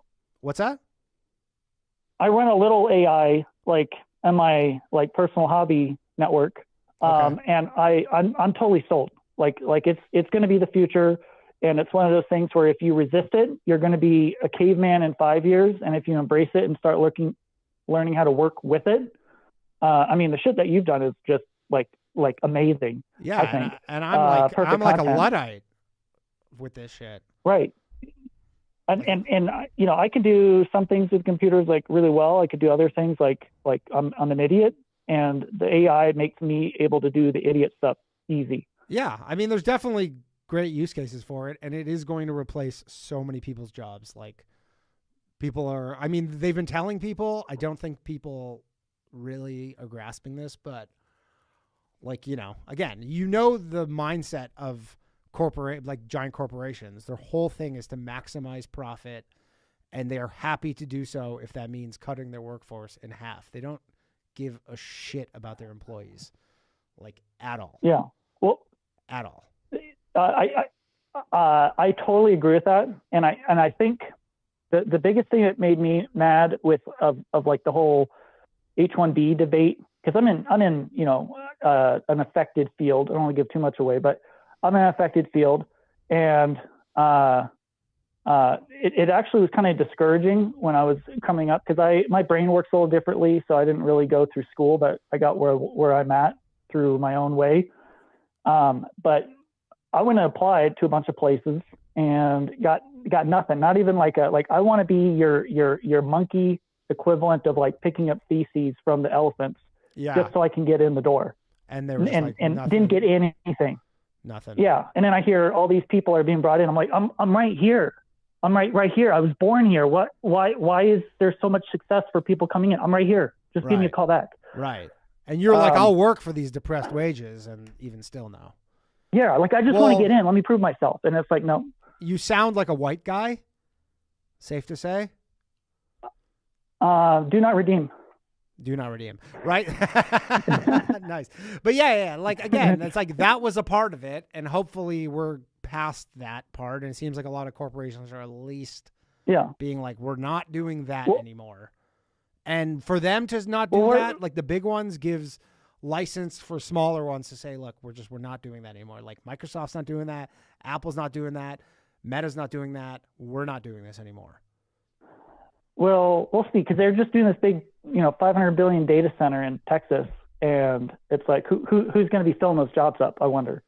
But where I was kind of going is like if we were like a healthy nation, we'd have the billionaires being like if you're in your friends group and when one of your friends gets successful, and there's obviously that dynamic where you got crabs in the pot, and like there's the friends that are like just trying to take from the successful guy, but generally it's like your friend's going to try and like put a good word in for your small community, your small family, for sure, right? So it really should be expanded to the billionaires, where they're like, I want the people of my team, the country, to like do good. Yeah. But we've gotten to this point where it's just billionaires putting dollars over, family. I mean, look at their children. Their children are frequently like, acting out against daddy and Antifa with their like $600 Gucci boots. Sure. But we've got like the health insurance people who should be like, oh, my grandmother is sick, I want to take care of her. Oh, my neighbor is sick, I want to take care. Oh, the guy down the street is sick, I want to take care of her because I'm in a position to. But they want to just squeeze us like a rock until the last drop of blood comes out. Yeah. And so I just think like the what is it? The incentive is poisoned, and I don't think that there's going to be a change in that unless somehow Trump is like putting a gun to their heads and saying, look, you selfish MFers, we're going to change how we do business. Yeah. I mean, the problem with AI. Yeah. Well, the AI thing let me tie up my whole thing. Yeah, go ahead. I think AI is going to be, this is why I wanted to take it back. So here's the bow on it. I think post AI, it's going to be a post-work world. It's not going to be a UBI. It's going to be something that we can't even imagine, that is going to completely revolutionize the relationship between like human and like having your needs met. But the transition between what we have now with that poison in that world that I can't even describe because it's just more complex than we can conceptualize, there's going to be gallons of blood spilled, I think. Yeah. I mean, look, the main issue that you're saying, which is essentially all these public companies, they're beholden to their shareholders, and their whole thing is they have to make the number go up. And the only way the number can go up is either you make more revenues or you make more profits. And they can do that like an insurance company is they go, we pay less claims, we have less employees. Like there's only so many ways to really like massage that to make your stock price go up, which is they're like when you become a CEO of a corporation, that is like your objective is just make the stock price go up. That's it. And that's why they behave this way, where it seems like they're completely callous because they're like, yeah, I have one objective. It's not like if I'm a health insurance objective or a CEO, it's not to make people's lives better. It's to make this fucking number go up. That's it. Right. And so, yeah, the AI thing will help them make the number go up because they're going to be like, we don't need half these employees. I think it was JP Morgan or Goldman Sachs said last week, they're like, they just were able with AI to do in minutes for like, I think like IPO deals or whatever. They're like, in minutes, this AI thing can now do what it took like several guys to work on around the clock for 3 weeks. And this AI thing can get it literally 95% completed, and then they just need like human intervention for the final 5%. They're not, so maybe someone's such a genius where they're like, we find new jobs for these people, but realistically, they're just like, we don't need you. Number goes up, less people, and those people are just like unemployed. And it's just massive unemployment. So I agree with you on this, that it's not, it's probably not looking good. Anyways, I got to let you go. Thank you for calling in, Ben, though. Oh, boy. Yep. Good to talk to you, Dave. Bye. Yeah, later, Ben. Oh, that's that good shit right there. Ben, everybody. Shit's looking dark. All right. Guys, if you're on the line, we will get to you. There's a lot of people here waiting, and we will get to you. Okay. Whew, that one hurt. You know when you have one of those coughs, it like feels good, but it just like feels like you're scratching the inside of your chest. Just the inside of your lungs, just like dragging your nails on it. That's what it felt like. Oh, whoops. I thought I pressed unmute here. Please unmute yourself when I request it. Thank you very much, everybody, for tuning in again. Support the show, patreon.com/low-value-mail. I will be giving one of you super chatters. I got a little spinning wheel and everything to pick it. All right, you're not picking up. Let's move on here. Please unmute yourself. This is bad radio. Guys, what is your fucking shit's not working? Nobody's unmuting themselves now all of a sudden, huh? That's how you want to do this? You just want to make me look like an idiot, huh? That's what you want to do. Okay. All right. Well, let's try somebody else here. Let's try somebody else. Oh, here we go. Danny. Yo, Steve. What's Danny. up, man? Danny, how are you doing, man? It's good to. Yeah. It's you know what I caught the beginning of that, man. I was sorry to hear about your grandma, man. I didn't. Oh yeah, know about that it was like 6 or 7 months ago. It was Ian had his first son, and that was a compromise I had to make. I wasn't allowed to see him unless I got the 2 jabs that we had to get in Canada here. Yeah, that was my moral compromise. But you know, I can understand. We all had to make that decision. It doesn't, like you said, it doesn't harm me because I got to see the guy that proud moment that he had. Yeah, so seeing your nephew and good. stuff. I mean, it sucks. Obviously, it sucks, but well, with the components, right? It's look, life is a series of trade-offs. Everything is a trade-off that you have to make, and you can. And I'm sure there are countless people who are just like, yeah, fuck my grandmother. I'm not taking that shit. And that's the choice you made. No, and you're bringing the economics, like the cost-benefit analysis of it. I get that. It just seems so, like obtuse to put people in that situation. To have people fired from their jobs, and the church is shutting down. Like I was in Canada during all this, man. The neighbors calling on other people, for not for having too many people over Thanksgiving. Like yeah, it was just. And not that I don't want people to no vitriol, but like they can't be memory holing this shit. Like they have to know what don't fucking pretend like you didn't do that. That's for sure. Yeah, like you can't believe you did this draconian shit. Like they almost got OSHA through. That was the one that I was really impressed with, that OSHA, because that's like a like CSA in Canada. It would be like, it's just like a legal body, but it would have mass overreach where it would be everybody. That he would have been able to push that through, and not just, we had Trudeau to the truckers here, which the Emergencies Act for guys, for a group of yahoos honking their horns, seems a little extreme, but yeah, shutting down people's bank accounts, all that shit, man. Isn't that? I don't understand. I want to be madder at the left, because it's been. As a Trump supporter, I remember I called in years ago saying, "Am I allowed to say I like Donald Trump?" When like you said, there was, I would say 2 years ago, I wasn't allowed to say these things. Oh, especially in Canada, man. Whew. Oh, I was banned from everything. And then, like you said, it was like the, how they make you feel. Oh, you're not being polite to the pronouns. Like David Ritchie almost lost his job at CIBC because he wouldn't put his pronouns in his. There you go. Oh, I remember him from high school. Yeah, I remember him. Yeah, it was one of those, like, do I lose my job and my family and my livelihood for my. Yeah, because you're like, this pronoun shit's stupid. I'm like, obviously a guy. Like I remember him. Like he would never be mistaken for not a guy. No, but it was the moral conundrum of, do I sacrifice my morals because I know that I know in my heart this is wrong. Like I know this is stupid, and they're forcing us to do it for their Like it wasn't, like you said, it wasn't helping anybody out. Nobody was faking that. Like, and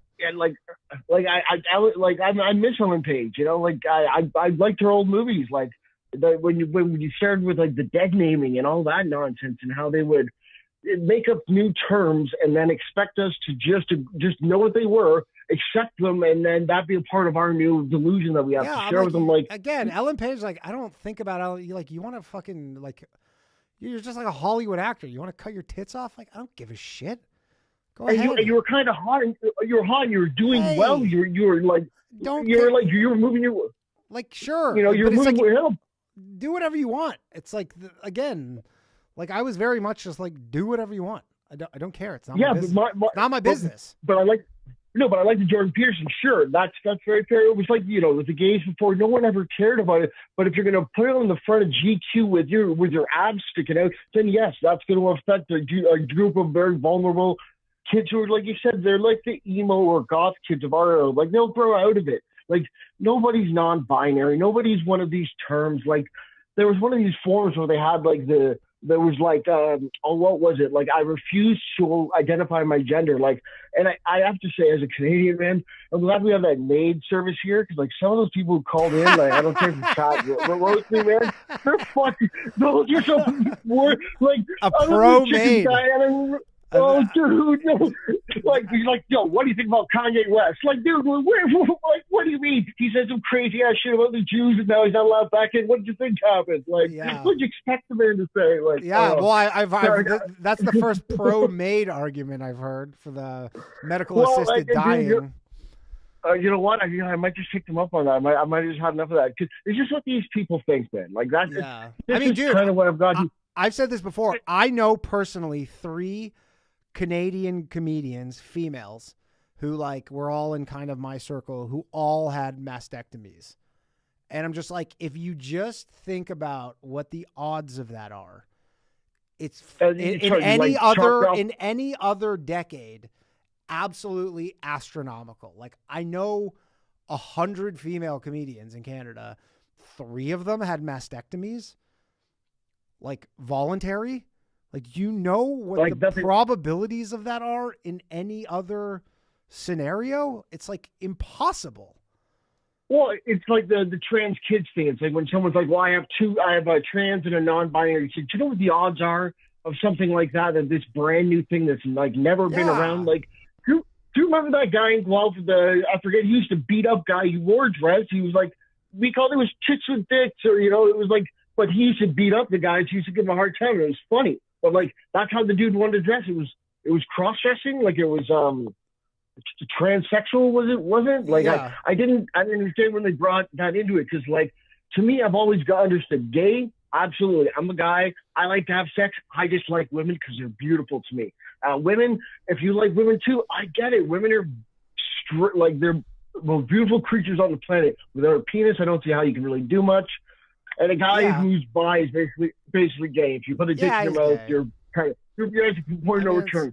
But that's what. But you can't bring a T into that and then make those people like it's almost like they should have had like a divorce before all this nonsense happened. Like the regular. Yeah, like the regular. I mean, again, days. it's like you want to be trans, be trans. I don't care. Yeah, don't involve me. But I'm not living in your delusion, and then.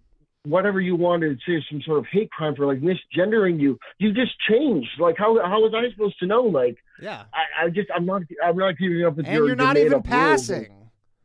No, that's why I actually got to meet Blair White when she came to Toronto. Like she did a meet and greet. She's absolutely amazing. Met her fiance. Like just I honestly understood because I did a deep dive when the Leah Thomas thing happened, because I wasn't okay with that. I didn't understand, like, that's a 6'4" dude who was last as a man, who's now competing as a girl because of feelings. Yeah. And we're not allowed to say anything because of feelings. It didn't suit, so I had to learn, at least enough to know that, like, okay, if there's something, if gender dysphoria is something, I can understand that. But it's just a mental illness. And like I've said this before, but like women literally love glorifying mental illness. Like that's become a thing where women are like, oh, you have that's so sick that like you have anxiety or whatever. Like, you know, you should be proud of your mental illness. Nothing wrong with having a mental illness. And then when it's trans, they're just like, that's not a mental illness. They're like, that's not a mental illness. And you're like, but you like all the other ones? No, what's the Bill Burr? He's like, I know what's wrong with the world, but I'm pretty sure white women did it. You know, those like, I do have a theory about like, you know, like the hot girls who like hit the wall and then they basically age out and they get angry that the world isn't as kind to them anymore because they're not as hot anymore. And then by the time they get to that point, they don't have children. So whatever sort of cause or whatever they latch onto, it's like their child. So they like they try to protect these things, like protect trans kids. Like, who's a trans kid? Like, I've never met a trans kid. I used to do camp counseling. I knew kids were gay before they knew they were gay. Yeah. You know, but it wasn't a sexuality thing. You just were a little flaming. Yeah, you were just like a girl. You were like kid. But you were like a tomboy, or you were. But a lot of those tomboy girls ended up just being straight. Woo! But all those gay kids, all the gay boys ended up being gay. We all knew that, but like there was nothing wrong with that. Like that was the thing. It was fine. It wasn't.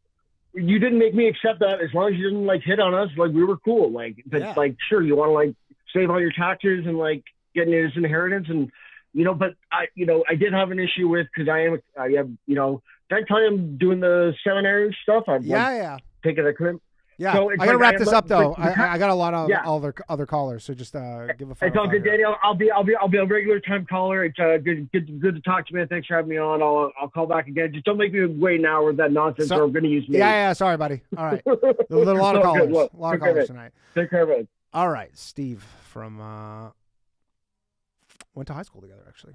Okay, let's take another caller. Thank you very much, everybody, for joining the show. Please, if I unmute you, if I ask to unmute you, unmute yourself. Elmer, what's up, man?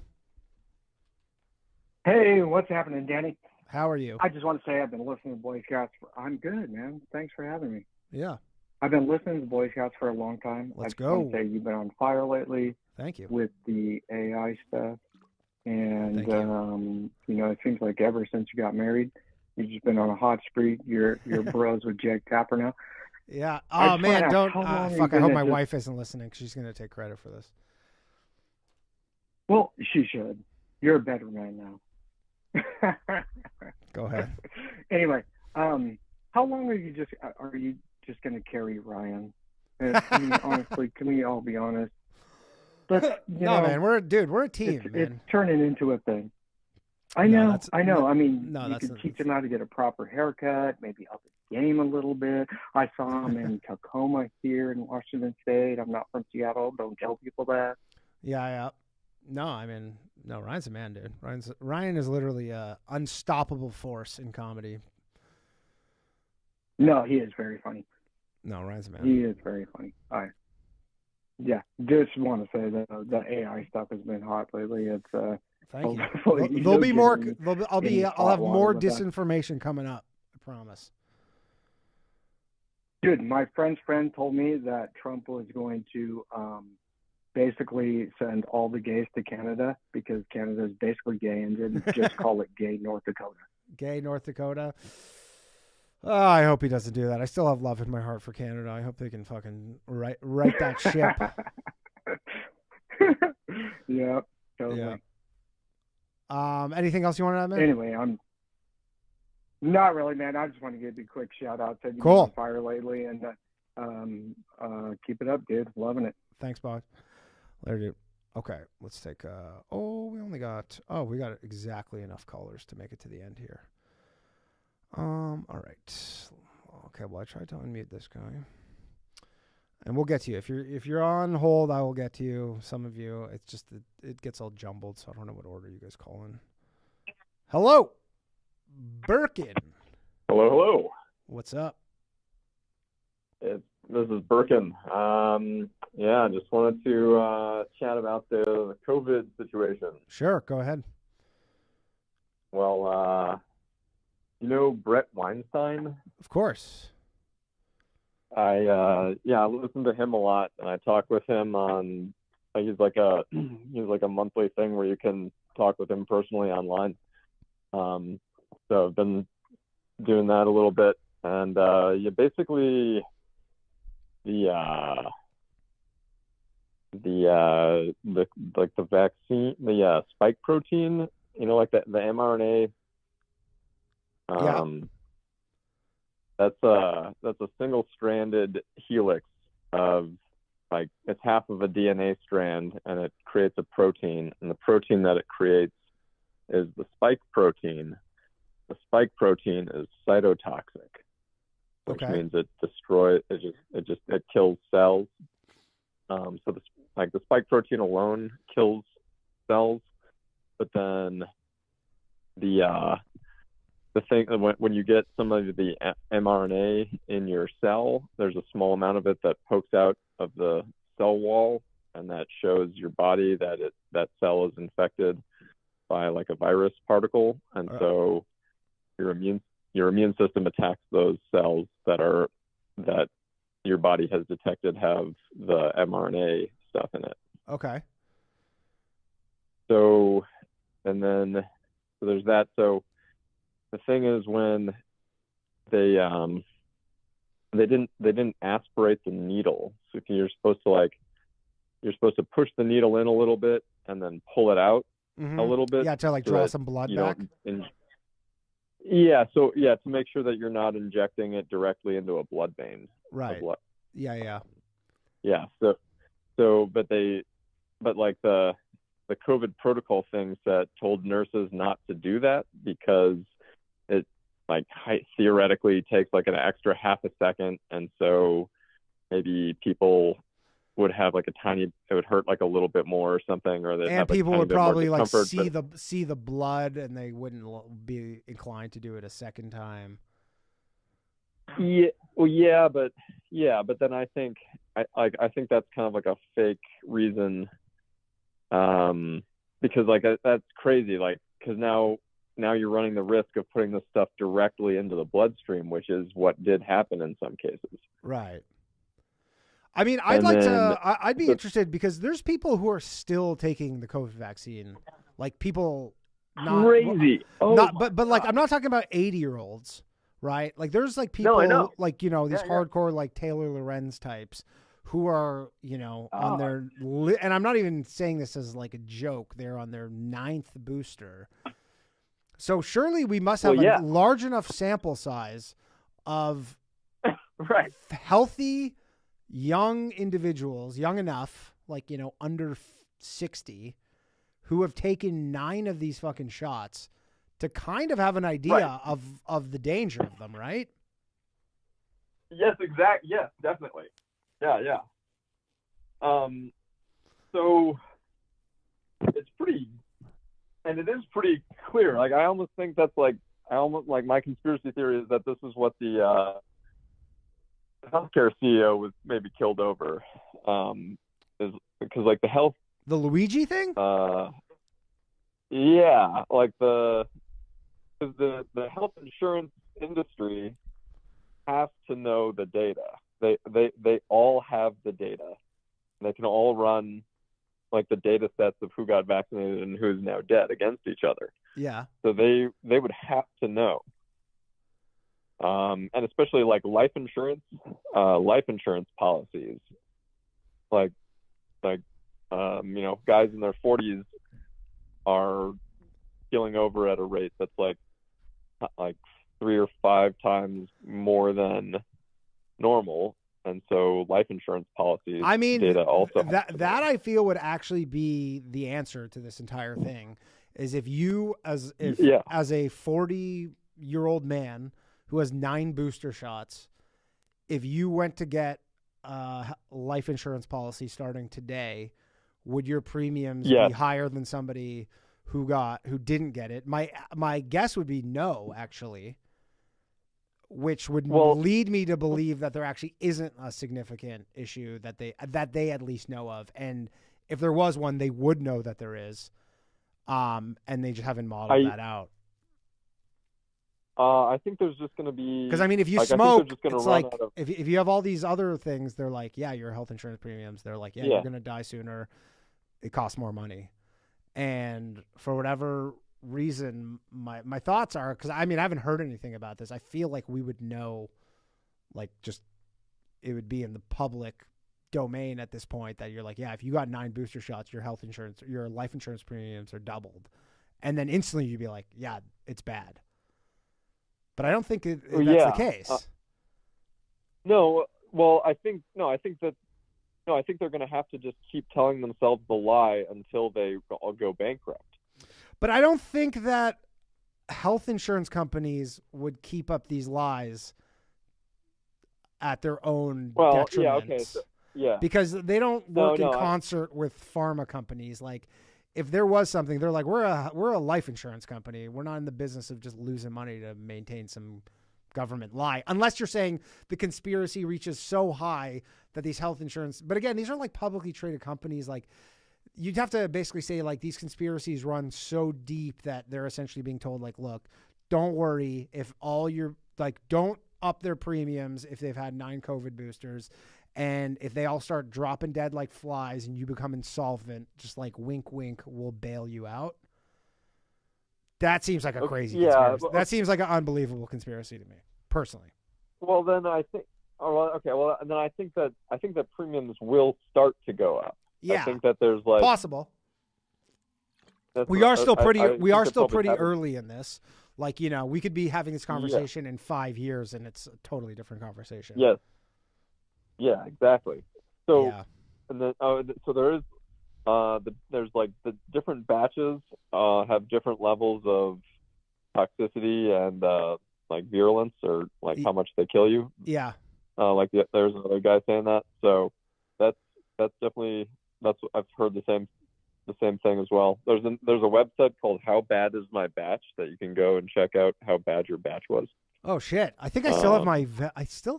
Maybe I just threw out my vaccine card. I think I still have it somewhere. I think I could find it. Well, yeah. Yeah. You know what? When I get home, I'm gonna go see if I can find it, and I'm gonna go check my batch. Yeah. Maybe maybe I got a good batch. It sounds like you did. You said you only had like a little bit of soreness in your arm for a little bit, and that so that's hopeful. But then, okay, I got maybe 2 or 3 more kind of medium-sized things. I'll try to be quick. Try to be quick because we got a bunch of other callers waiting. So you can go to COVID-19 criticalcare.com, and they're like that's like an actual doctor website with Pierre Corey and Robert Malone and a bunch of other guys, and they actually prescribe. There's tons of medications that you can take to stop the spike protein from hurting you. How long does it stay? How long do you have, like, after taking your first, like would I need to take this even though I took it 4 years ago or 5 years ago or whatever? Like, is it still in my system? It sounds like you probably, if you did actually get the actual stuff, which it sounds like you maybe didn't, but if you did, for those people who did, it stays in your system indefinitely because they changed so in an mRNA molecule, it's adenine, thymine, guanine, and cytosine and uracil, but okay, genetic engineering thing, and they changed all of the uracils to something called a pseudouridine molecule, which makes it so that your body can't naturally destroy the mRNA molecules, because your body has a bunch of enzymes which naturally destroy mRNA molecules, but they changed the physical atomic structure of these mRNAs so that your body's enzymes won't be able to destroy it. Huh. So it'll just keep replicating itself and producing spike protein indefinitely. And then if you take this thing, you can basically just kill it? Yeah.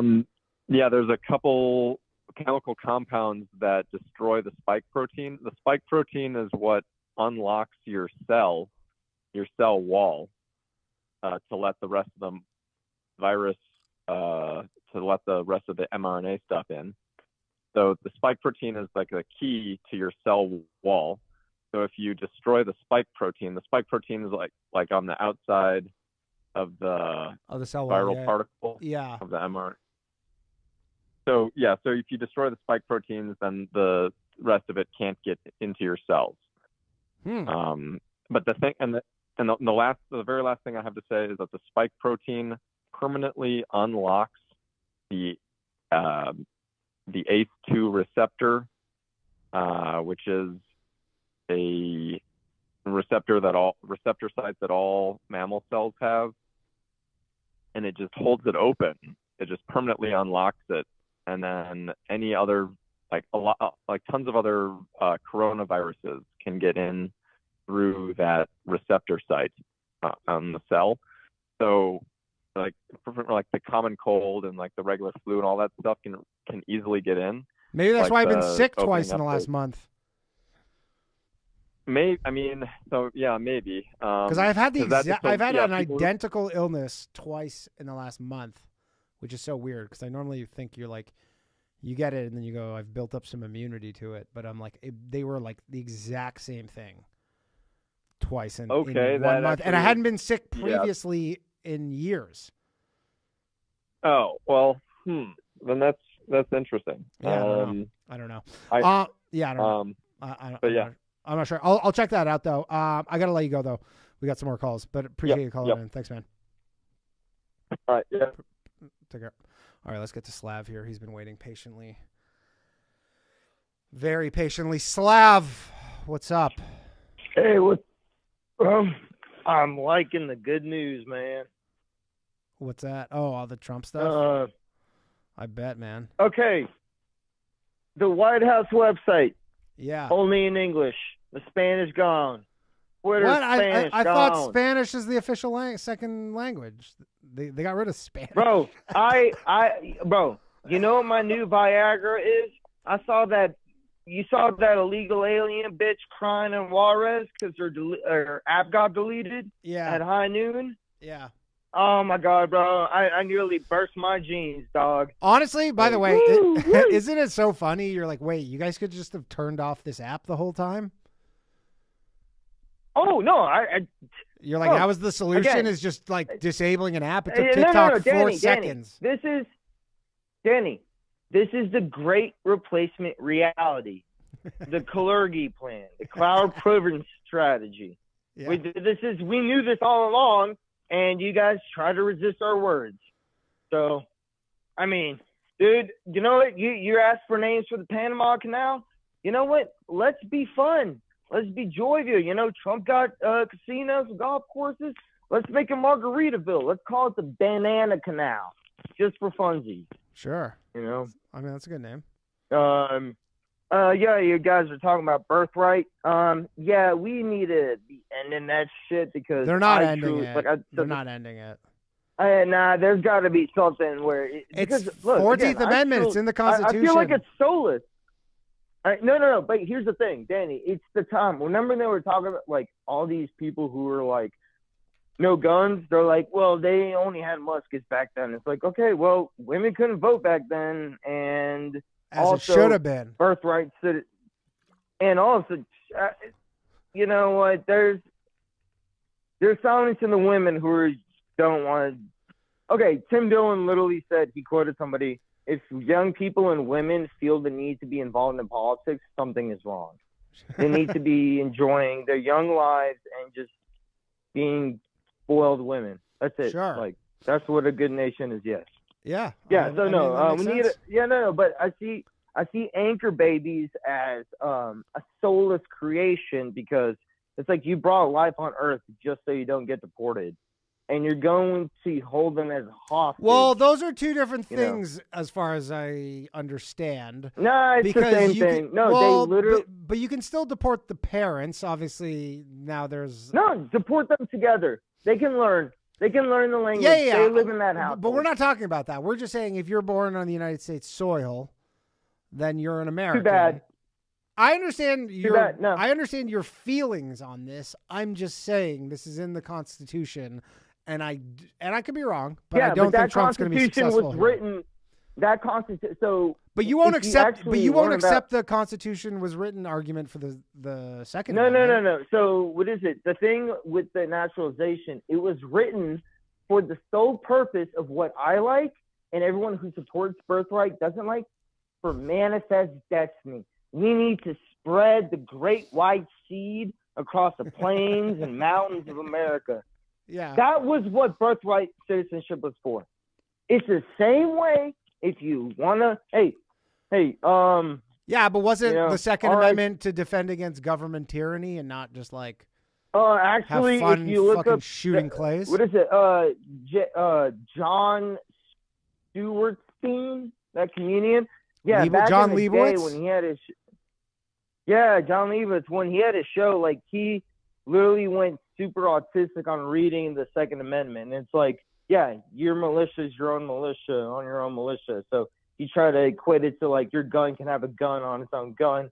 And lo and behold, it's like, yeah, that's called an underbarrel, like in grenade launcher or a slam keys. You know. Yeah. I understand what you're saying. But yeah, so the birthright, we gotta change all that stuff. And honestly, like I don't care. And also ask them, do you consider unborn fetuses as anchor babies? I mean, which crowd is going to hop on that? That's what I'm saying. Sure. I understand what you're saying. Yeah. I mean, I know what Trump's doing. what is- I just don't think this one he's going to be successful, but maybe he will. Dude, I'm open to be proven wrong. I'm open to be proven wrong.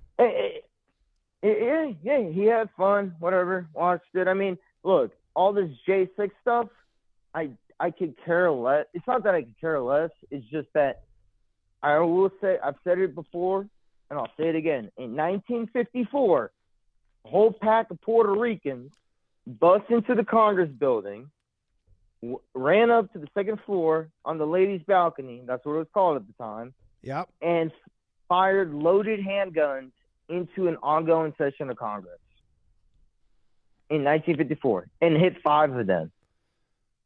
So I don't want to hear about that's like what happened to I them? knew that I learned. It doesn't matter. Like I don't want to, like my mind can't comprehend.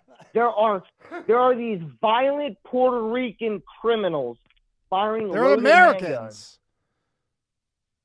They're Puerto Ricans. But they're Americans once they They get were on American. nationalists. Once they get in the 50. They shot American congressmen because they wanted separation in their own nation.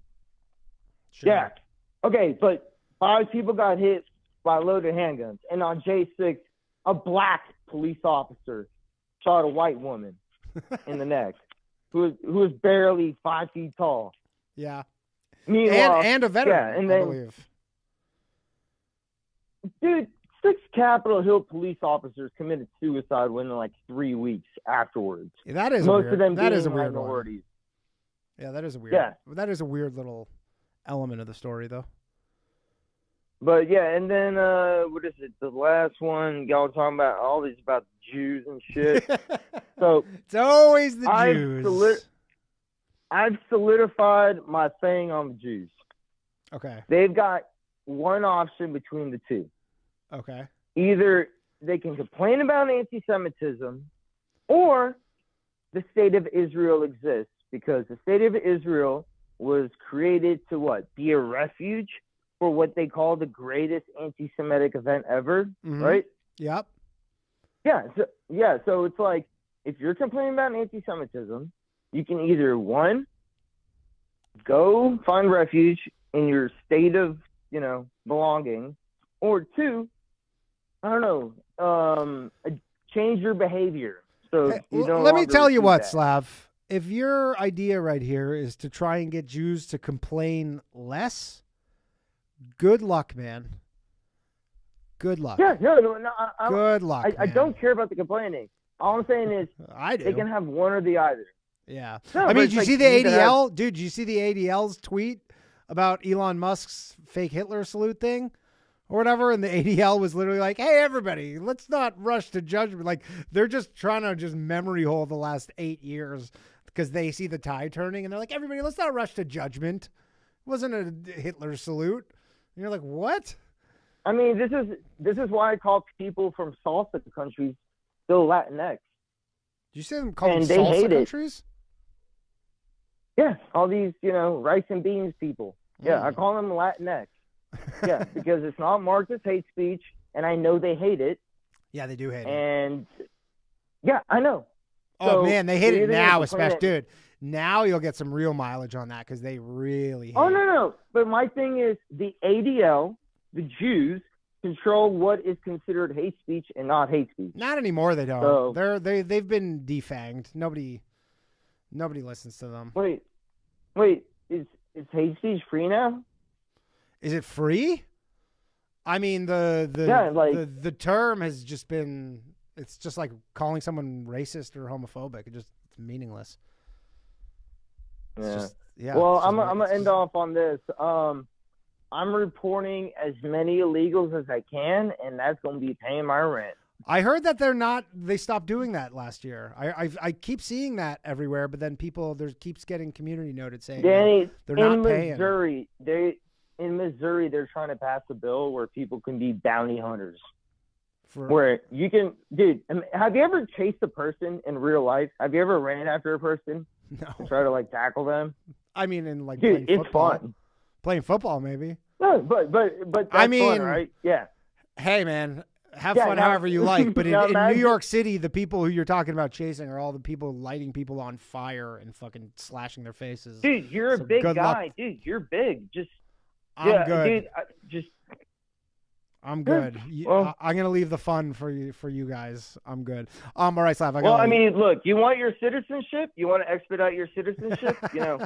Trying to wrangle in a few of those kids. You can just grab them by the ankles and drag them down. I'll get one of those Ain't that hard. I'll grab one of those dog catcher batons with the little wire on the end of it. Dude, yes, dude, that's what I've always said. Like, if there's don't send the tasers, don't send what is it? Social workers, just grab one of those dog nooses. Yeah, that stuff works the best. And dude, honestly, I hope that these deportations are heavily televised. Yeah, all over the world. I hope they are heartless. I mean, I got soulless. bad news for you. I don't think they're going to do as many as you think. I don't even think they're going to get children crying.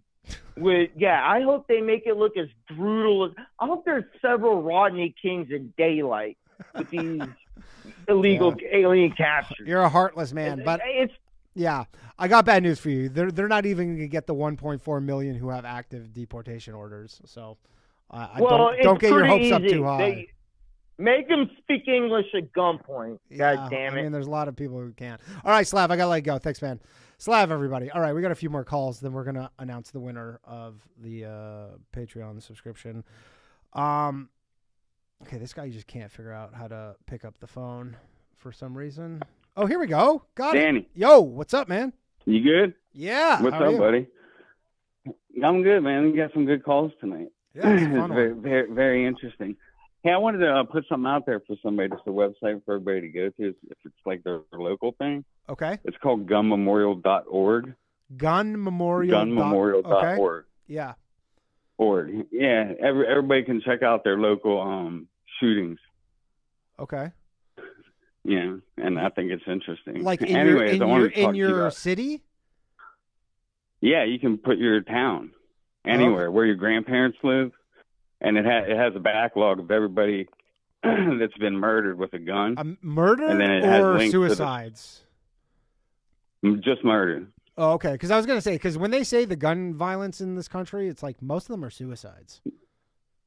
Yeah, no, this is strictly National Gun Violence Memorial, 143,360 gun violence victims and counting. Click a victim to learn. Right, but go to gunmemorial.org. Yeah, I'm on the website right now. Not national gunmemorial.org. It's just not gunmemorial.org. gunmemorial.org. Sorry, there's a link to the National Gun Memorial Violence Memorial. Sorry, at the top. Okay. So yeah, you can search like all your local areas, and it just like shows you kind of what's going on, and it links to the news stories, which is kind of cool. Oh, okay. So everybody can kind of be aware of what's going on in their area. That's all. Okay, cool. Anyways, I thought we could talk some that executive order on that cartel. Yeah, designating that's a very them interesting one, that designating them as terrorists. Yeah, because that gives the Americans the opportunity to like basically put boots on the ground in Mexico. Right, yeah, like special forces and I mean, SEALs and stuff. you can yeah. literally yeah. Well, like any business, there's a hierarchy. So the more specialized people will go after the big dogs. But I mean, there's a lot of like stuff that like people don't see. Like they're catching all the voices in the air and doing analysis on them all the time. And they do a lot of like interstate trafficking. They monitor all the currency that's going back and forth. That's like a big thing. And with the geofencing thing, it makes it kind of easy. And if anybody's paying attention, they took that telegram down. I don't know if anybody was on there doing a hustle or, the man was on there, their plug. But, I mean, they've captured that. So... and people still post on it. So, what was the telegram? What it was like a cartel telegram? No, telegram. The guy was French, and I believe he got caught in Russia or France or something like that. No. You're saying Pavel Durov, the guy who started Telegram, and he got arrested in Paris. Yes, but people were still using it because you have to think. Telegram didn't go anywhere. It was just the French government was trying to make him give them a back door. Well, we can argue that they can ask or just tell him, hey, we're going to make a back door. I don't know. Like maybe the French people. You see what I'm saying? Well, I mean, if you look into the cases like into the Netherlands and stuff like that, there's a bunch of clone phones. Clone phones, like back in the 90s, you could get the like a StarTac, the first Motorola flip phones and stuff like that. When they were analog, you had guys, that would be part of your organization, but their job was to go catch numbers at the airport and clone phones. Yeah. So they would clone these phones and then you go buy them for $100. And as soon as like you couldn't use it anymore, then you just go buy another one for $100. And it was like basically the bill was connected to somebody else though. Yeah, but you can't do it anymore once they turn digital. But I mean, everything evolves and there's other ways to do things. Right. But my kind of point with the cartels is by designating them terrorists, that makes anybody in the United States that's connected to that. Oh yeah, is going to be charged with terrorism charges. And I don't know if people realize like what that means and like how they're going to come down on people for that. I mean, I think that I just think it's really. I think like the bigger thing here is, the Mexican government is essentially like, our military can barely deal with these cartels because they're so heavily armed. But you're like, I'll tell you what, military can deal with them, the United States. And if their military is not spread out all over the world fighting these fucking pointless wars that doesn't affect them, you're like, the U.S. military could go do some real fucking damage to these cartels, like serious. Yeah, and that's what. But it requires them to invade Mexico, right? It does, but once you designate, it allows you to do. It allows you to do that.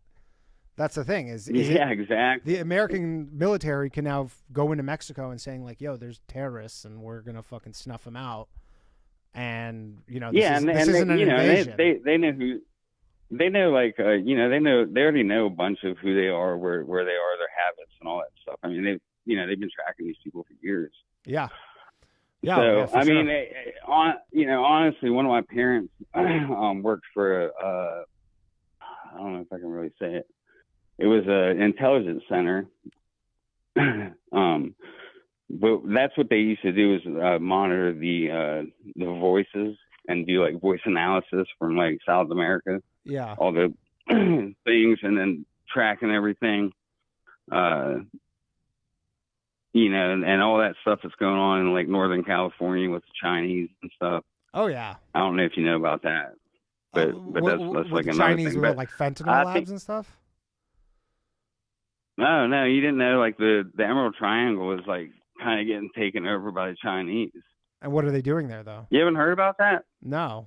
They're growing weed. Oh, they're growing weed. Oh, yeah, I have heard about that. That they're growing weed. Yeah. Yeah, on these massive scale. Yeah. I don't know if the weed business is that profitable anymore, to be honest. Well, I mean, volume's everything. Right.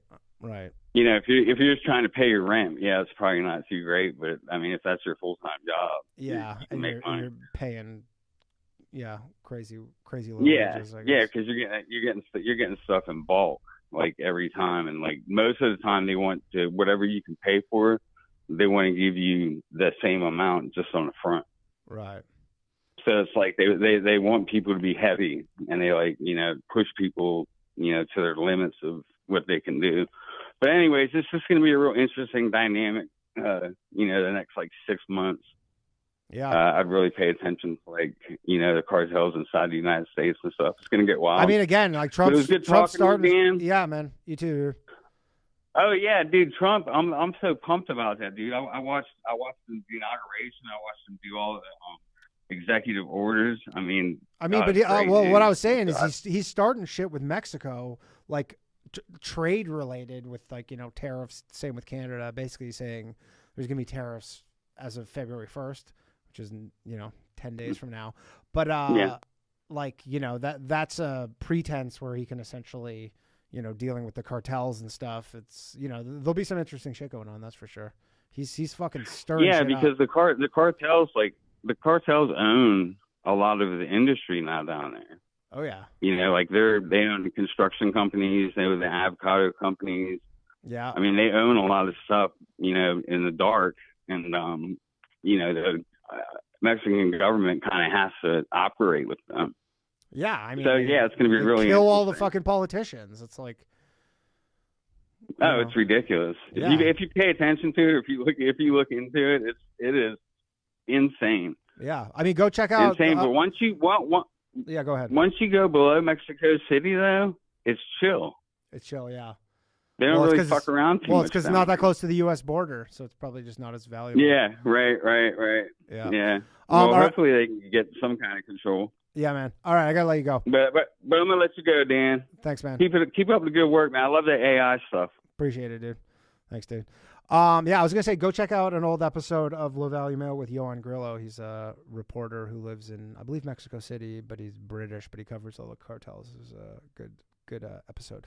All right, 2 more calls, then we're gonna pick a winner, and then we're gonna wrap this up, and then I'm gonna go to bed. Hello. Hey, Danny, it's Charlie from Florida. Charlie from Florida. How you doing, man? Good, man. How you doing? I've been on here for like an hour. I guess it's been busy tonight. It's been busy tonight. It's been busy. Yeah. A lot to talk about. Yeah, I just wanted to get your opinion on just a couple of things. So much stuff has happened, obviously, over the last week. Tons. What's your opinion on the first on the whole Elon stupid thing, and then on the lesbian preacher at the church? The lesbian. I mean, I saw how pissed Trump was with the lesbian preacher, where he's like, did you like that? He's like, that was kind of what I don't know what he said exactly, but he was kind of like, that was not very entertaining. That wasn't very good at all. No. But the lesbian preacher, because it was following his 2 genders thing, and then he had this like lesbian bishop who was essentially like, you know, you gotta take care of all the gay and trans, and Trump's just like sitting there having. Why did he have to go to that? Yeah, way to kill the mood, right? He's just in church seriously. And, like, whoever fucking put that on his schedule just got fired. Oh, yeah, he was JD hating. Vance didn't look thrilled either. Dude, all of them, they were just, all their facial expressions were just like, what the fuck? But yeah, I mean, the moment you have like, I mean, she looked like she was like this short-haired bishop, so probably a lesbian, and I don't know. It was maybe just one of those like preordained things that a new president has to do. They just go to this specific church. I don't know. Yeah. Yeah, I don't know if that's something that could be like a setup type thing, or that just happened to be what I don't know. And then with the Elon thing, I mean, Elon's just like autistic. I don't know. He obviously was not doing a Nazi salute. He was doing he was talking about like giving his heart, and I mean, just for autistic people, if you want to say you're giving your heart, you do it underhand. You go on your heart and you underhand it to people. You don't overhand it to people. It's underhand, because if your hand underhand, it looks like you're like giving it away, but he's just autistic, so he just was like really violently throwing it out there. It looked bad. I don't think it didn't look great. And Trump was like, "Fucking come on." Like I can't have one. I can't have one I would love to day hear without their just conversation right after that happened. some person doing some dumb. Like it's like Tony Hinchcliffe all over again, where you're just like, I can't just like, oh, thanks a lot. I can't just do one thing without there just being this one stain on this for no reason whatsoever. Yeah. But anyways, if you're ever, I was surprised that Tony Hinchcliffe didn't go to the inauguration. He was there. he didn't. He was there. Oh, he was there? Oh yeah, he was there. He was at the Ohio State game wow. and the inauguration. He was at both of them. Wow. Yeah, he had a busy day yesterday. Yeah, he was all over the map. And the other thing, the one last thing is did you see the Theo Vaughn thing where he fell down in the chair? Yeah, they fucking broke his chair though. Dude, they it was like the fucking Paul brothers. They literally happened to turn their phone on and they go, "Oh, his chair's about to break." No, it's probably like those shitty folding chairs, and they just kind of kicked it. Right. And it's just chair. I mean, funny he gag. was posting after it. He's like, "Oh, thanks guys for doing that. You didn't have to. It could be a better place and time." I know. I don't know if he was serious or not. No, I'm sure it's all just jokes. I'm sure the whole thing was all just jokes, but it was a funny gag. I will admit, to be. It is pretty entertaining. Yeah. Presidential That's inauguration. It, man. Well, have a good night. Falling through your chair. Yeah, you too, man. All right. All right, man. See you later. All right, last call of the night, everybody. Surprisingly, not that bad with the coughing. Hello, Drue. What's up? Hello? You are the final caller of the evening. What's up, man? Danny. What's up, buddy? Did nobody else chant Danny yet? What's that? Did nobody chant Danny? Tap me? Chant. Is my audio fucked up? It's my thing's fucked up, so it's a little chant. No, nobody chanted that yet. Sorry, no, my thing, everybody sounds robotic to me tonight, so it's a little muffled. I didn't hear that. But no, nobody's chanted that yet. You were the first and the last of the evening, at least. Hell yeah. Well, shout out Connor Dog. Yeah, shout out Connor. Shout out all the dogs. I agree. Shout out all the dogs. Yeah. Yeah, Schmucker's dog. I know he's in the chat. Sumo's not in the chat, but no, Sumo dog. All the dogs, man. Yeah, Connor's his leg's not doing so well actually right now, so we got to take him to fucking physical therapy, and he goes in. But a political show tonight, Danny. Dude, you he goes a in political show. Sorry. Yeah, I mean, you can only do a political show right now. It's super political, and I'm a hard issue guy, dude. I got one issue I want to talk about. What is it? Where the fuck are the PCP hamster videos? PCP hamster videos? I don't know anything about this. They put hamsters on PCP? Hold on.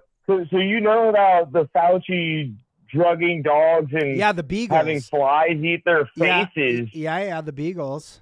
Don't like that. But you don't know that apparently we spent $3 million. Which this is my contention. It's not that we did it. It's that we spent $3 million doing it. That Americans all paid for this. No, we paid. Apparently, we paid to have hamsters fed PCP and cocaine and heroin and fight to the death, Pokemon style.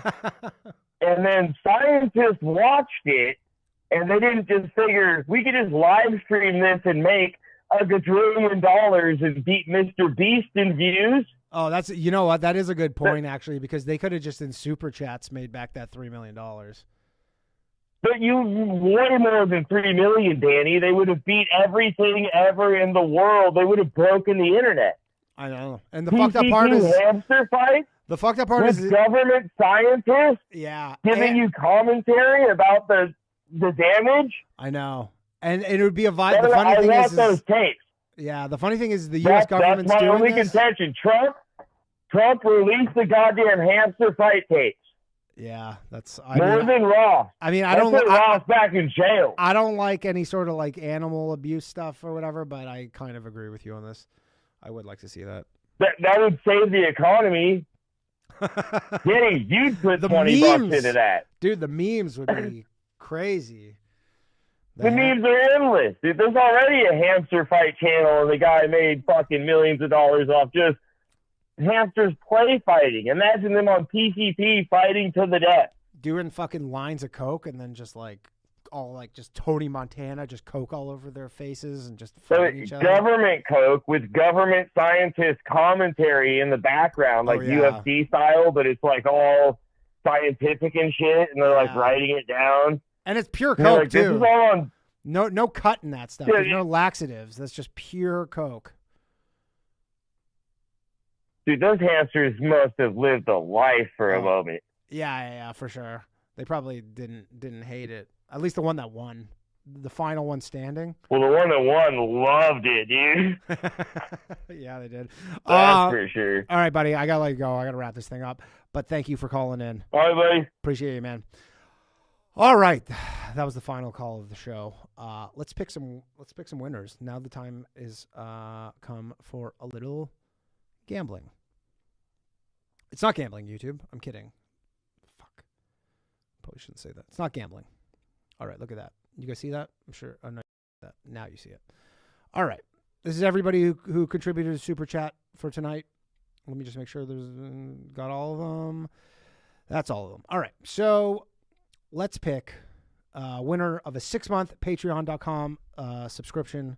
You'll be, once we hit 500 subscribers, one of these people will be eligible to win $500 cash.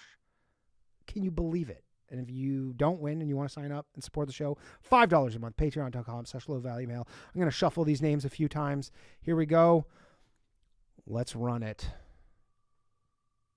And the winner is... Dylan Farnham. Dylan Farnham, you have won a 6-month patreon.com membership. And if you already have one, I will extend it an additional 6 months. There you go. Just like that. Sick. And then I'm going to pick one winner right now. Let me remove Dylan Farnham for, what did I say? 50,000, 100,000 Jubear tokens? Whatever I said. I don't remember. But whatever I said, I'll go back in the timestamps and we'll look it up. Whatever it was. We'll just make it 100,000. 100,000 Jubear tokens. You have to have a Solana wallet. You could open one. Just go download Phantom Wallet. Let me shuffle this a few times. Your winner of 100,000 Jubear tokens, currently worth maybe $10 or something. Dominic Hess. Look at that, Dominic Hess. Congratulations, Dominic Hess. Please, you have to message me. Twitter is the best place to DM me. You can message me on Instagram, but they have like 6 different inboxes. It's hard to find. Twitter's the best. If you follow me on Patreon, that's good too. I'm easy to get a hold of. So please hit me up there. Shout out to the winners. And also, if you're watching this, leave a comment below why you should win a 6-month Patreon subscription. And next week, I will pick whoever gets the most likes. What is this one? Screen share? Nope. That's the wrong one. What? How do I close this thing? Oh, there we go. All right, everybody. That's been the show. This has been my Jordan. Producer Mark just wants to say producer Mark's dog Cujo. Shout out to Cujo the dog. We love the dogs. We love dogs on this show. Cats too. We love cats. Love dogs. Dogs are better than cats, obviously. It's a no-brainer. All right, that's been the show. Thank you very much, everybody, for joining me. Shout out to everybody on Rumble. Shout out to everybody on Twitter. Shout out to everybody on YouTube. I appreciate you all very much. If you won, DM me. Consider signing up for the Patreon, patreon.com/lowvaluemail, MAIL. You can help this show. The Goob says, video exposing Danny scams on my channel. Hit him up. There's no scams. There's 0 scams. I'm literally the only person who's ever made a meme coin with 0 intention of making money. Maybe not the only one, but probably the only one. I literally bought $10 worth of it. Who knew that it would be worth $5 million minutes later? Not my portion, just the total thing. Anyways, I have to go home. I'm rambling now. I'm about to go get so hopped up on cough meds. Shout out to all of you for joining me. Thank you very much. That's been the show. We'll be back next Monday. Jay Dyer from InfoWars. I'm sure a lot of you know him. He will be joining the show. And we'll be back next week with an all-new episode of The Bathhouse on Tuesday night. Have a lovely rest of your week, everybody. See you soon. Good night. And shout out to producer Mark. Cannot do this show without him. Peace. really a poet, you know it, all my shit heroic. Empathic abilities, yeah, my face be also stoic. Bleep, blow up, nigga, that just means I'm working. They see me as a leader, so that's why I'm Captain Kirkin. These tracks from the stars, that much is for certain. You can feel this hit if you up or if you hurtin'. I'm raising my stock, not talking my feet in some Burken. Number Johnny 5, got a fucking short circuit. Bring the track to life when I spit phenomenally. When I hit, she feel that shit in her abdominals. These rappers make me laugh like comic view, they comically. You know I got a ball out, I hit the track running just like Sonic do. They don't wanna turn on my light switch. Yeah. They was trying to get me on my hype shit. Yeah. They don't wanna turn on my light switch. Yeah. And they tried to down me up some KO type shit. Yeah. They don't wanna turn on my light switch. Yeah. Now we pulling up fresh on some flight shit. Ha. They don't wanna turn on my light switch. Yeah. They don't wanna turn on my light switch.